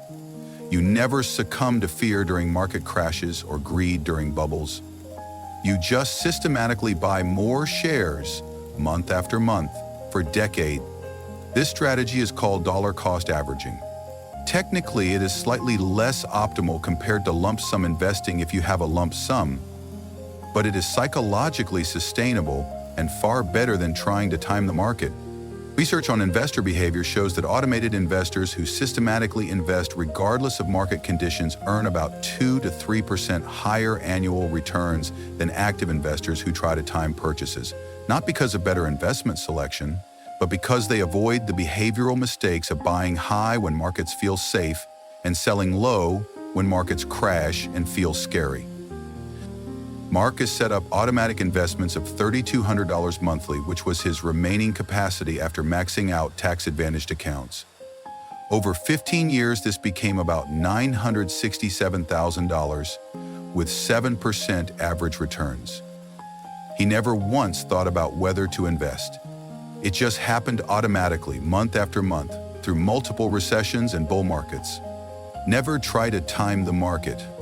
The single most important rule for early retirement investing is this: never attempt to time the market by waiting for crashes to buy or selling before anticipated downturns. Market timing is emotionally compelling. Surely smart investors can avoid crashes and buy at bottoms, right? Decades of research say no. Even professional fund managers with teams of analysts fail to time markets consistently. Why market timing fails? First, you need to be right twice: when to sell and when to buy back in. Miss either timing and you are worse off than just holding. Second, markets move rapidly in short bursts. Research analyzing market returns from 1999 to 2020 found that missing just the 10 best days reduced returns by about 50%. Missing the 30 best days turned positive returns into losses. Since the best days often occur during volatile periods, sometimes immediately after crashes, market timers sitting on the sidelines miss them. Third, human psychology works against you. When markets crash and stocks are actually cheap, your brain screams, "Danger, more losses are coming, do not buy." When markets soar and stocks are expensive, Your brain says this is safe, everyone is winning, buy more. You end up buying high and selling low. That is the opposite of wealth building. The data is overwhelming. Research by Dalbar analyzing investor returns versus market returns from 1990 to 2020 found that the average equity investor earned about 3.9% annually, while the S&P 500 earned about 9.5% annually. The difference of 5.6% was entirely due to behavioral mistakes, primarily market timing attempts that caused investors to be out of the market during rebounds. The antidote is to commit to your systematic investment plan regardless of market conditions. When markets crash 30%, keep investing. Your monthly purchases buy more shares at lower prices. When markets soar 50%, keep investing. You are locking in gains and continuing to compound. The market crash scenario everyone fears is actually an early retirement gift. If you are investing for 10 to 20 more years, a major market crash means your systematic purchases buy drastically more shares that will appreciate when markets recover, which they always have historically. The Japanese market in 1990 is the only major market that took decades to recover fully. And even then, dividend reinvestment significantly improved returns. Rachel invested through the 2008 to 2009 financial crisis, continuing her automatic $2,000 monthly contributions despite her portfolio dropping 40%. From October 2007 at the market peak through March 2009 at the market bottom, she invested $36,000 that bought shares at crashed prices. Those specific shares were worth about $168,000 by the year 2020. That is a 367% return on that crisis period investment. Had she tried to time the market, stopping contributions when things look scary, she would have missed this massive opportunity. Action steps: build your taxable brokerage account. Take these specific actions this week. First, if you do not have a taxable brokerage account, open one today. Choose Vanguard, Fidelity, or Schwab. The process takes 15 minutes. Do not overthink which brokerage to choose. They are all excellent. Just pick one and open the account. Second, fund your new account with your first investment. Transfer whatever amount you have available beyond tax-advantaged accounts. It could be $500, $5,000, or $50,000. Get money into the account and invest it immediately. Third, decide your three-fund portfolio allocation based on your age and risk tolerance. Younger and more aggressive investors might use 70% U.S. stock, 30% international, and 0% bonds. More conservative investors or those closer to retirement might use 60% U.S. stock, 25% international, and 15% bonds. Write down your exact allocation percentages. Fourth, purchase your index funds according to your allocation. Place orders for all three funds. Most brokerages default to market orders that execute immediately. If your brokerage shows both mutual funds and ETFs, either works. ETFs trade like stocks throughout the day, while mutual funds trade once daily at market close. Long-term results are nearly identical. Fifth, set up automatic monthly transfers and investments. Log into your checking account and set up recurring transfers to your brokerage, specifying amount and date. Then log into your brokerage and set up automatic investments that deploy incoming cash immediately into your three funds according to your allocation. Sixth, commit to your systematic investment plan in writing. Write down your pledge. For example, I will invest a fixed amount monthly into my brokerage account regardless of market conditions for the next number of years until I reach financial independence. I will not attempt to time the market by stopping contributions during crashes or selling during downturns. I commit to staying the course. Sign and date it. Review this commitment when markets inevitably crash and fear tempts you to deviate. Chapter summary. Taxable brokerage account serves as the critical bridge to early retirement, providing penalty-free access to wealth before age 59 and a half, when tax-advantaged accounts become accessible. Many aggressive savers make the fatal mistake of locking all wealth in 401ks and IRAs, then reaching retirement age unable to actually retire because their money is inaccessible for another decade.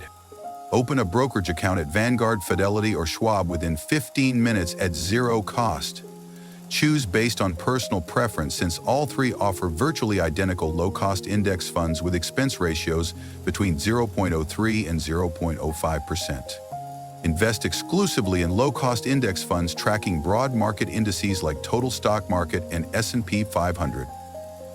Research shows 85 to 90% of actively managed funds underperform their benchmark after fees, with the few that outperform rarely maintaining that edge in subsequent periods. Implement the Boglehead's three-fund portfolio, allocating 60 to 70% to U.S. total stock, 20 to 30% to international total stock, and 10 to 30% to total bond market based on age and risk tolerance. This provides complete global diversification with just 3 holdings. Automate monthly investments, so money transfers from checking and purchases shares without your involvement. This eliminates behavioral mistakes that cause typical investors to earn 3.9% annually while the market returns 9.5%, a 5.6% gap entirely attributable to market timing failures. Never attempt to time the market by waiting for crashes or selling before downturns. Missing just the 10 best market days over 20 years reduces returns by approximately 50%, and the best days typically occur during volatile periods when fearful market timers sit on the sidelines. Market crashes while you're still accumulating wealth are gifts that allow your systematic purchases to buy dramatically more shares at lower prices, which then appreciate during inevitable recoveries. Chapter 10. Real estate investing. Real estate investment divides the early retirement community. Some people swear by it and build substantial wealth through rental properties. Others avoid it completely and prefer the simplicity and liquidity of stock index funds. Both approaches can work. Real estate offers higher potential returns, tangible assets, leverage benefits, and tax advantages, but it also demands more capital, more time, more expertise, and carries concentration risk. Stocks, on the other hand, offer simplicity, liquidity, true passivity, and complete diversification. The trade-off is lower potential returns and no leverage opportunities. This chapter presents real estate as an optional wealth accelerator.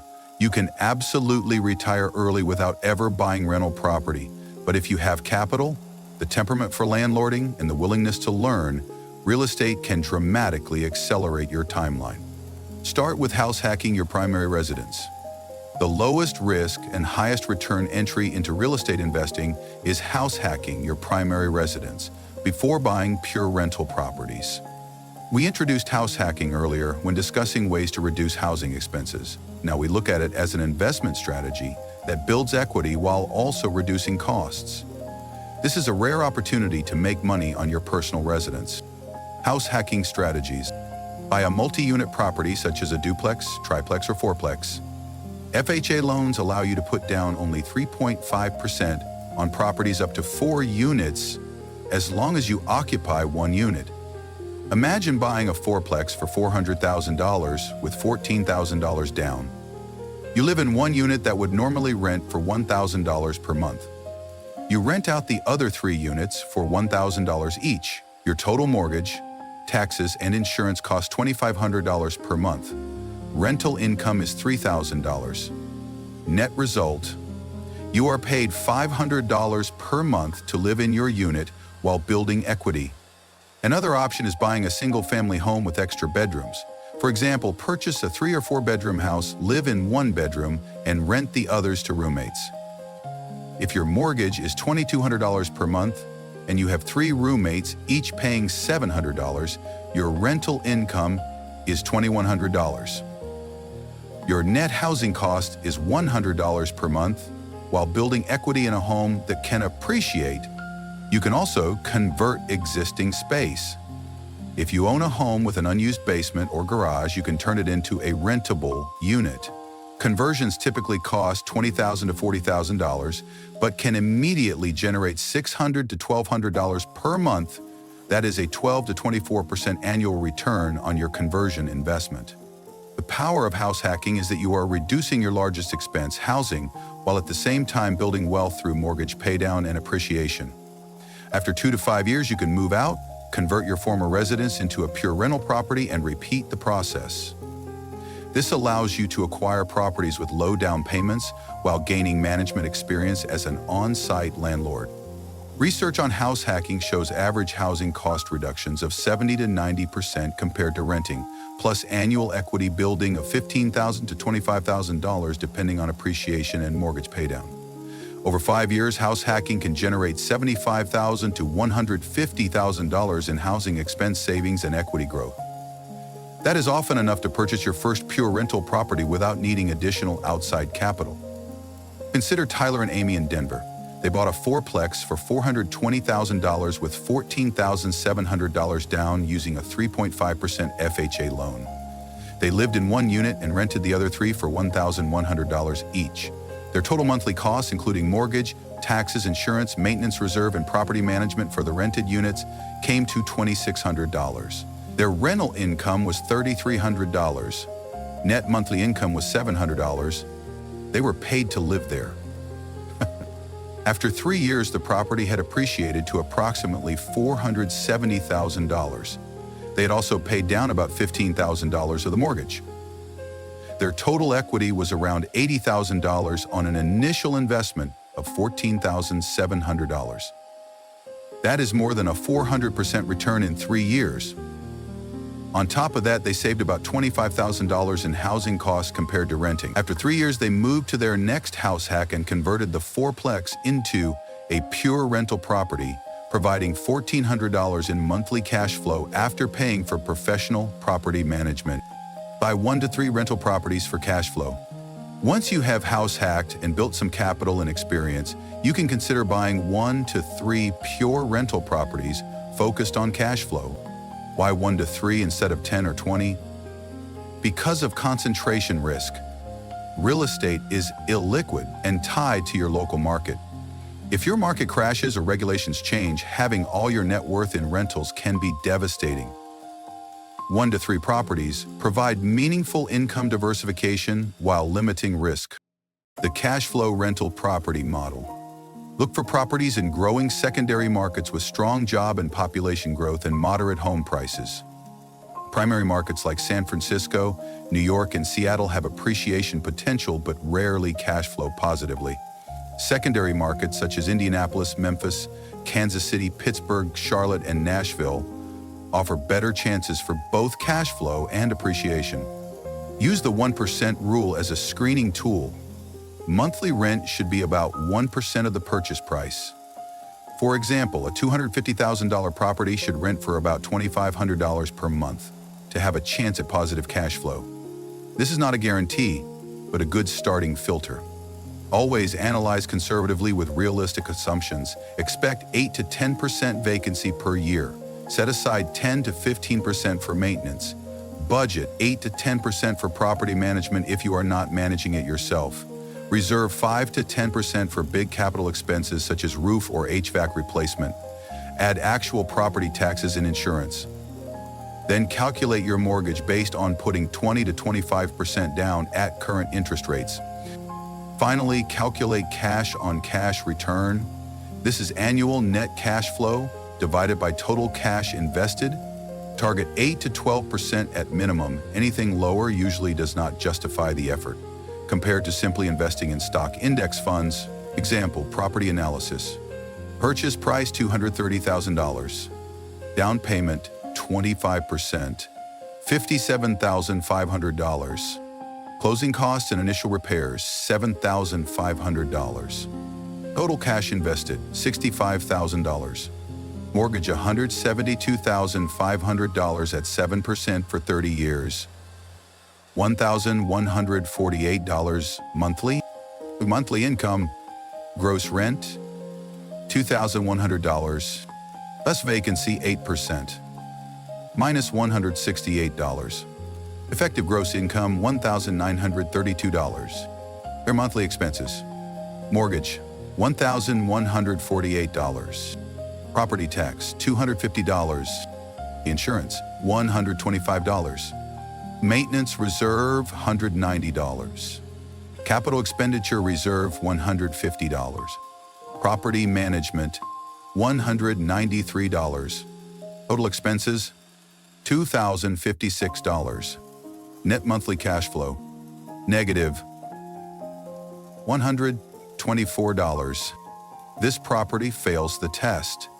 Negative cash flow means you are paying monthly to own it and hoping appreciation will bail you out. Pass and keep searching. Letter property.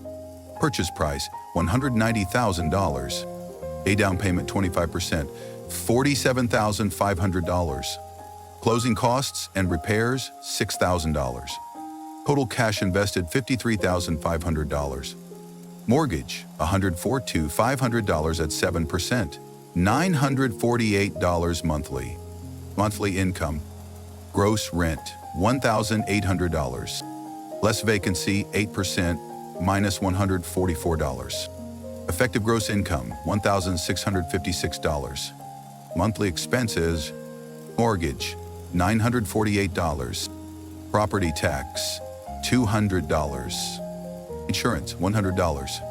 Maintenance reserve, $165. Capital expenditure reserve, $135. Property management, $165. Total expenses, $1,713. Net monthly cash flow, negative $57. Still does not cash flow, but it is closer. A lower priced market example. Purchase price, $160,000. Down payment 25%, $40,000. Closing costs and repairs, $5,000. Total cash invested, $45,000. Mortgage, $120,000 at 7%, about $798 monthly. Monthly income. Gross rent, $1,600. Less vacancy, 8%. Minus $128. Effective gross income, $1,472. Monthly expenses. Mortgage, $798. Property tax, $160. Insurance, $90. Maintenance reserve, $145. Capital expenditure reserve, $120. Property management, $147. Total expenses, $1,460. Net monthly cash flow, positive $12. This is barely positive. Over a year, the property generates $144 in cash flow. That is only a 0.3% cash-on-cash return on $45,000 invested. Not compelling. The reality of the market? In the years 2024 and 2025, with mortgage rates around 7% and property prices elevated, truly cash-flowing rentals are difficult to find. Often you need very large down payments of 40 to 50%, or you must search in markets with much lower prices. This is why many early retirees are pausing rental property acquisitions until interest rates moderate, or they are focusing on house hacking with FHA low down payment loans rather than buying pure rentals. Aim for $500 to $1,000 monthly cash flow per property. When you do find good properties, target $500 to $1,000 in monthly cash flow per property after all expenses including property management. At this level, 3 properties provide $1,500 to $3,000 monthly, equal to $18,000 to $36,000 annually. Combined with dividends from a stock portfolio, this can cover a large portion of early retirement expenses. Rental cash flow has the added advantage of inflation protection. Rents tend to rise about 3 to 4% per year while your mortgage stays fixed. A property that generates $700 monthly today may generate over $1,200 per month 10 years later, as rents increase, but the mortgage payment remains constant.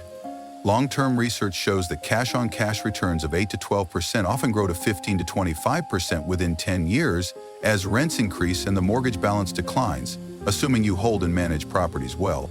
Case study, Camila in Memphis. Camila purchased 3 rental properties over 5 years. Each initially generated about $650 monthly cash flow. That was a total of $1,950 per month. After 8 years of rent increases and mortgage paydown, the same 3 properties generated about $3,400 per month, equal to $40,800 annually. Combined with her dividend portfolio generating $15,000 annually, she had $55,800 in passive income. That was enough to cover her $48,000 in yearly expenses with a margin of safety. Use REITs if you do not want to be a landlord. If owning rental properties feels too hands-on, too capital-intensive, or too risky, real estate investment trusts provide real estate exposure without the responsibilities of being a landlord. REITs are liquid. You can buy or sell instantly during market hours. They offer diversification because you own hundreds of properties across different regions and property types. They are professionally managed by experienced teams. They have low capital requirements since you can invest with any amount. They bring no operational headaches, no tenants, no maintenance calls, and no evictions. Taxes are simpler with a 1099 DIV instead of full property depreciation schedules. But REITs also have disadvantages compared to direct ownership. You cannot use leverage as you can with mortgages, which limits potential returns. You have no control since management makes all decisions. REIT dividends are taxed as ordinary income. There is no depreciation deduction, and prices fluctuate with the stock market, even though the underlying properties are not priced daily. For early retirees who value simplicity and liquidity, REITs are excellent. For those willing to be hands-on and lock up capital for higher returns, direct ownership may be better. A hybrid approach works too. For example, own 1 or 2 rentals for experience and returns, and put the rest of your real estate allocation into REITs for diversification and liquidity. Target 20 to 30% of portfolio in real estate. Whether through direct ownership, REITs, or both, aim for 20 to 30% of your total portfolio in real estate. Research shows that portfolios with 20 to 30% real estate exposure historically achieved similar returns with lower volatility because real estate does not move in perfect correlation with stock markets. For a $1 million portfolio, that might look like $600,000 in stock index funds, $100,000 in bonds, and $300,000 in real estate. That real estate allocation could be: Option A, 3 rental properties worth $300,000 in equity. Option B, $300,000 in REIT index funds. Option C, 2 rental properties with $200,000 equity plus $100,000 in REITs. Any of these options provide meaningful exposure without over-concentration. The 30% ceiling is important because real estate is illiquid and tied to local risks. Exceeding that level can trap early retirees when downturns occur. Action steps. Evaluate your real estate strategy. Step 1. Decide your strategy. Will you own rental properties, invest only in REITs, or use a hybrid? Consider your available capital, your time, your temperament, and your goals. Step 2. If pursuing rentals, research 3 to 5 secondary markets with strong job growth, population growth, and healthy rent-to-price ratios. Use resources like census data and labor statistics to confirm. Step 3. If house hacking, run the numbers on your own residence or a potential purchase. Could you rent bedrooms, convert space, or buy a small multi-unit property? Calculate rental income, total costs, and your net housing expense after tenant contributions. Step 4.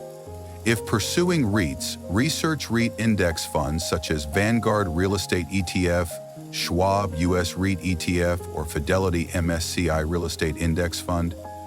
Decide your allocation and make your first purchase. Step 5. Connect with local real estate investor groups. Attend meetings to learn from experienced investors and build a network of agents, managers, and contractors. Step 6. If you are serious about rental properties, read at least 3 books on real estate investing before deploying capital. Recommended titles include The Book on Rental Property Investing by Brandon Turner, The Millionaire Real Estate Investor by Gary Keller, and Long Distance Real Estate Investing by David Green. Knowledge prevents costly mistakes. Chapter summary. Real estate investment divides early retirees into 2 groups. Some believe strongly in its high return potential. Others prefer the simplicity of stock index funds. Both approaches can work. Real estate offers higher potential returns, leverage benefits, tangible assets, and tax advantages, but it also demands more capital, more time, more expertise, and carries concentration risk.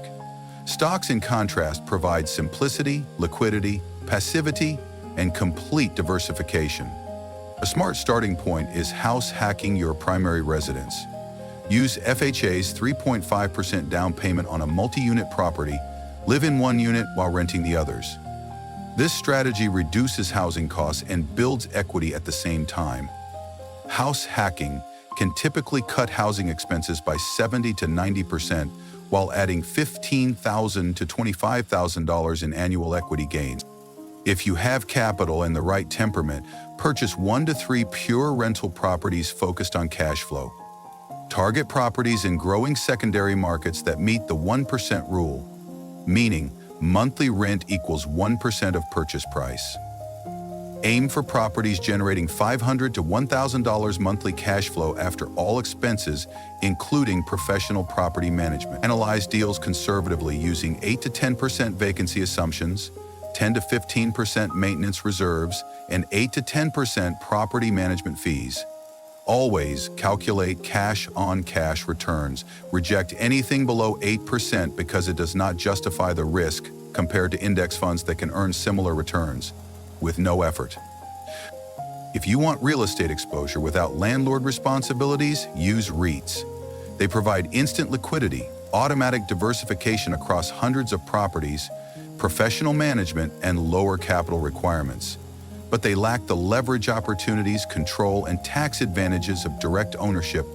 A balanced approach is to target 20 to 30% of your total portfolio in real estate. This can be through direct ownership, REITs, or a hybrid strategy. Research shows that this allocation historically delivered returns similar to all stock portfolios, but with lower volatility, thanks to real estate's imperfect correlation with stock markets. Never exceed 30%, since real estate's illiquidity and local concentration risk can trap early retirees during downturns. Chapter 11, Asset Allocation by Age.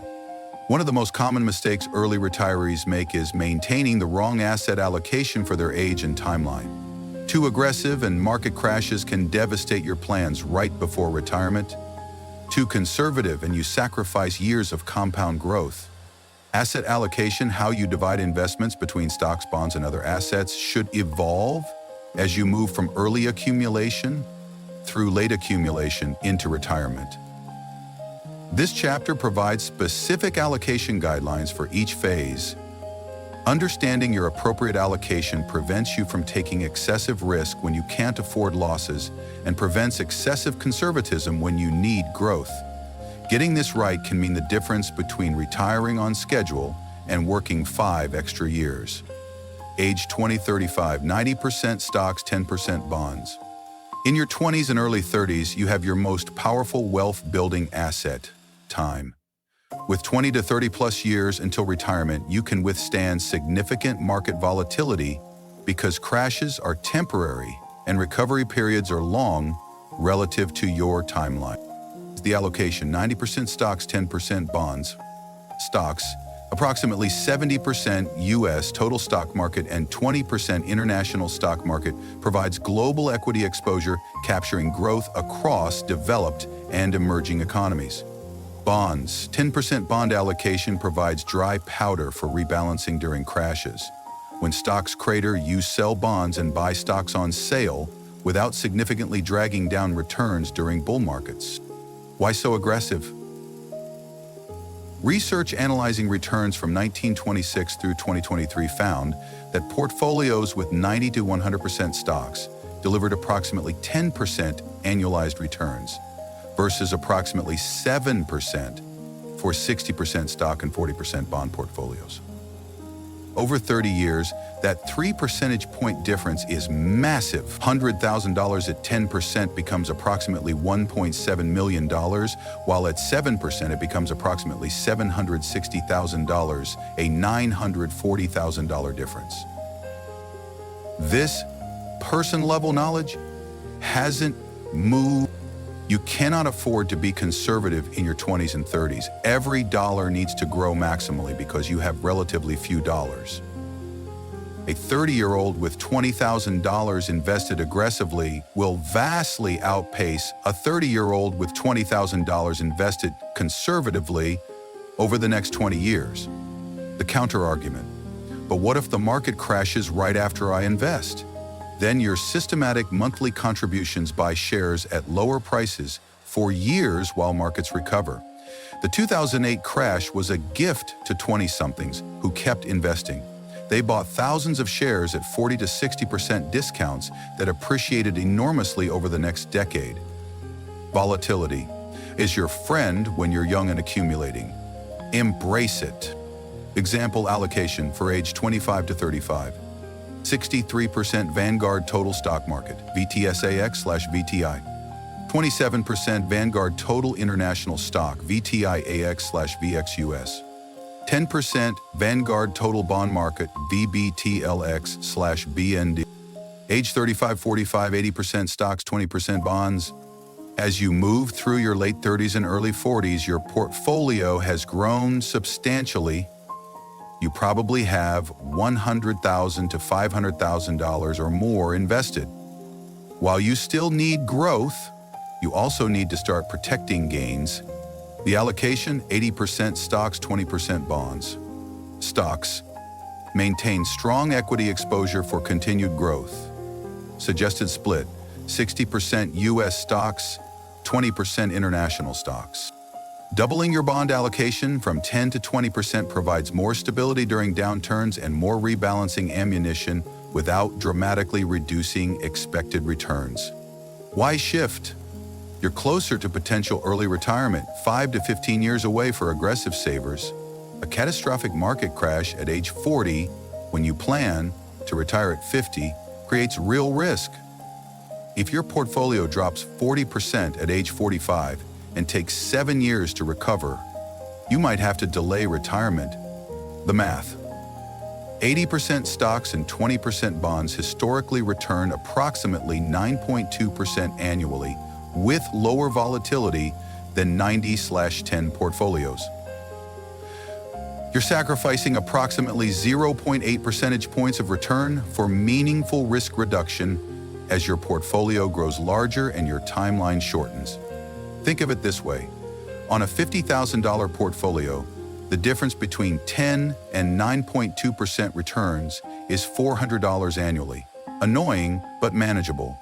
On a $400,000 portfolio, that difference is $3,200 annually. Still small compared to the volatility protection you gain. Example: allocation for age 35 to 45. 54% U.S. total stock market, 26% international total stock market, 20% total bond market.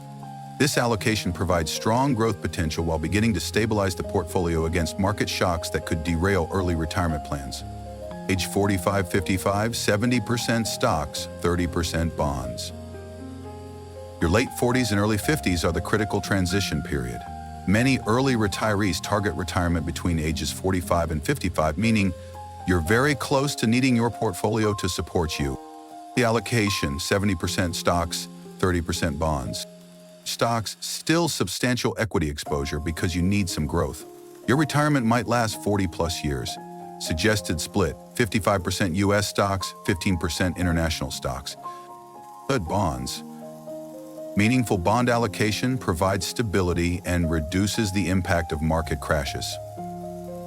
If stocks drop 30%, your 30% bond allocation cushions the blow significantly. Why shift further? You're approximately 5 to 10 years from retirement, or already retired if you've been extremely aggressive. A market crash now has serious consequences. If you plan to retire at age 50 with $1 million and the market crashes 40% at age 49, your $900,000 portfolio, assuming $100,000 in bonds holds steady, is now worth approximately $680,000 that could force you to delay retirement by 3 to 5 years. The 70/30 allocation historically returned approximately 8.7% annually with substantially lower volatility than more aggressive allocations. During the 2008 crash, 90/10 portfolios dropped approximately 37%. while 70/30 portfolios dropped approximately 26%. That 11 percentage point cushion could mean the difference between staying retired and returning to work.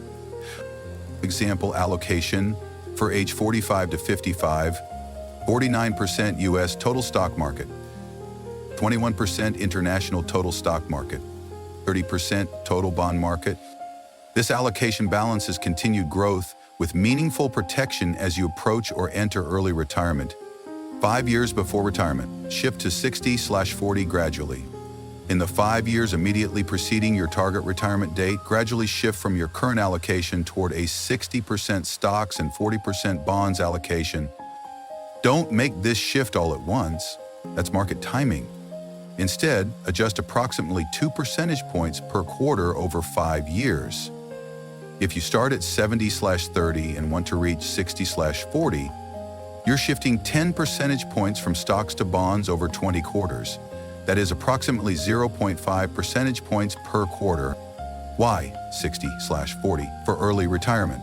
This allocation has historically provided approximately 7.9% returns with significant downside protection. During major crashes, 60/40 portfolios typically drop 20 to 25% versus 35 to 40% for aggressive portfolio. When you're living off your portfolio, volatility becomes much more dangerous because of sequence of returns risk. If you retire and immediately face a major market crash, withdrawing from a depleted portfolio locks in losses and can cause your money to run out prematurely. Research on safe withdrawal rates found that sequence of returns risk is highest in the first 5 years of retirement. Retirees who experience strong returns in years 1 through 5 could sustain higher withdrawal rates than those who experienced crashes early. Even if long-term average returns were identical. The gradual shift strategy. Year 5, before retirement, 70% stocks, 30% bonds. Year 4, before retirement, 68% stocks, 32% bonds.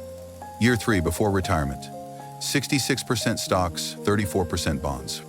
Year 2, before retirement, 64% stocks, 36% bonds.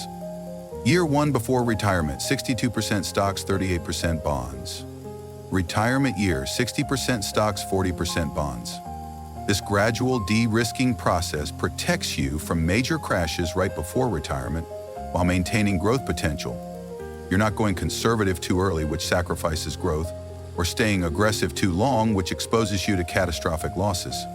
Example: allocation for final year before retirement. 42% U.S. total stock market, 18% international total stock market, 40% total bond market. Rebalance annually. Asset allocation is pointless if you don't maintain it through rebalancing. Over time, winning asset classes grow while losing asset classes shrink, throwing your allocation off target. Example: you target 70% stocks and 30% bonds. After a strong year for stocks, your portfolio is now 78% stocks and 22% bonds. You've drifted to a more aggressive allocation than intended, exposing you to more risk. Rebalancing means selling some winners and buying some losers to restore your target allocation. In this case, selling 8% of stocks and buying 8% of bonds. Why rebalance? 2 reasons. First, it controls risk. Without rebalancing, your allocation drifts toward whatever is performing best, often making you most aggressive right before crashes. During the 1990s, investors who didn't rebalance ended up with 80+% stock allocations right before the 2000 to 2002 crash. Those who rebalanced maintained their target allocations and weathered the crash better. Second, it enhances returns. Rebalancing enforces buy low, sell high discipline. You're automatically selling assets that have run up and buying assets that are relatively cheap. Research analyzing rebalanced versus non-rebalanced portfolios found that rebalancing added approximately 0.3 to 0.7 percentage points to annual returns over long periods. Not huge, but meaningful. When to rebalance? Calendar rebalancing. Check allocation once annually on the same date every year. Compare to targets and rebalance if any asset class has drifted more than 5 percentage points from target. Threshold rebalancing. Check quarterly and rebalance only if any asset class has drifted more than 5 to 10 percentage points from target. This reduces trading frequency while preventing major drift. New contribution rebalancing. When adding new money, invest it entirely in whatever asset class is furthest below target. This rebalances gradually without selling anything. Only works if you're making regular contributions. Most early retirees use annual calendar rebalancing for simplicity. 1 day per year, you review allocation, calculate rebalancing needs, and execute trades. Tax considerations. Rebalancing in tax-advantaged accounts, such as 401ks and IRAs, has no tax consequences, so trade freely. Rebalancing in taxable accounts triggers capital gains taxes on sold winners, so try to rebalance taxable accounts primarily through new contributions directed to underweight assets rather than selling. Action steps. Optimize your asset allocation. Take these actions this month. First, calculate your current asset allocation. Log into every investment account and list exact dollar amounts in stocks, U.S. and international separately, and bonds. Calculate percentages. What's your current allocation? Second, determine your target allocation based on your age and retirement timeline, using the guidelines in this chapter. If you're 32 years old, planning to retire at 50, you're 18 years from retirement. Use the age 20 to 35 guideline of 90/10. Third, compare current to target. How far off are you? If you're currently at 95% stocks and 5% bonds but should be at 90/10, you need to shift 5 percentage points from stocks to bonds. Fourth, calculate exact dollar amounts needed to reach target allocation. If your portfolio is $200,000 and you need to shift from 95% stocks to 90% stocks, you're selling 5% of $200,000, which is $10,000 of stock funds, and buying $10,000 of bond funds. Fifth, execute your rebalancing trades. This is simpler than it sounds. Log into your brokerage, sell the appropriate amount of overweight funds, and immediately buy the underweight funds with the proceeds. Most brokerages make this easy with rebalancing tools. Sixth, set an annual calendar reminder for your rebalancing date. Every year on this date, such as January 1st or your birthday for easy remembering, you'll spend 30 minutes reviewing allocation and rebalancing if needed. This single annual action keeps your portfolio on track for decades. Chapter summary. Asset allocation determines your returns and risk more than any other investment decision. It must evolve as you age from aggressive, growth-focused allocations when young to progressively more conservative, protection-focused allocations as retirement approaches. At age 20 to 35, maintain 90% stocks and 10% bonds to maximize growth through compound returns. 3 percentage points higher annual returns over 30 years creates $940,000 more wealth on $100,000 initial investment.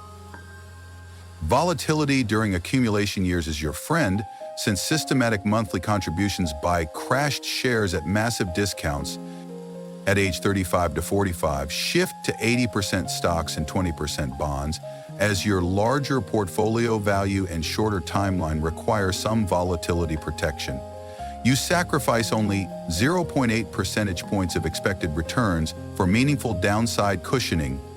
At age 45 to 55, move to 70% stocks and 30% bonds as you approach retirement within 5 to 10 years. You accept 8.7% expected returns versus 10% aggressive returns in exchange for 11 percentage points less downside during crashes that could otherwise derail retirement plans.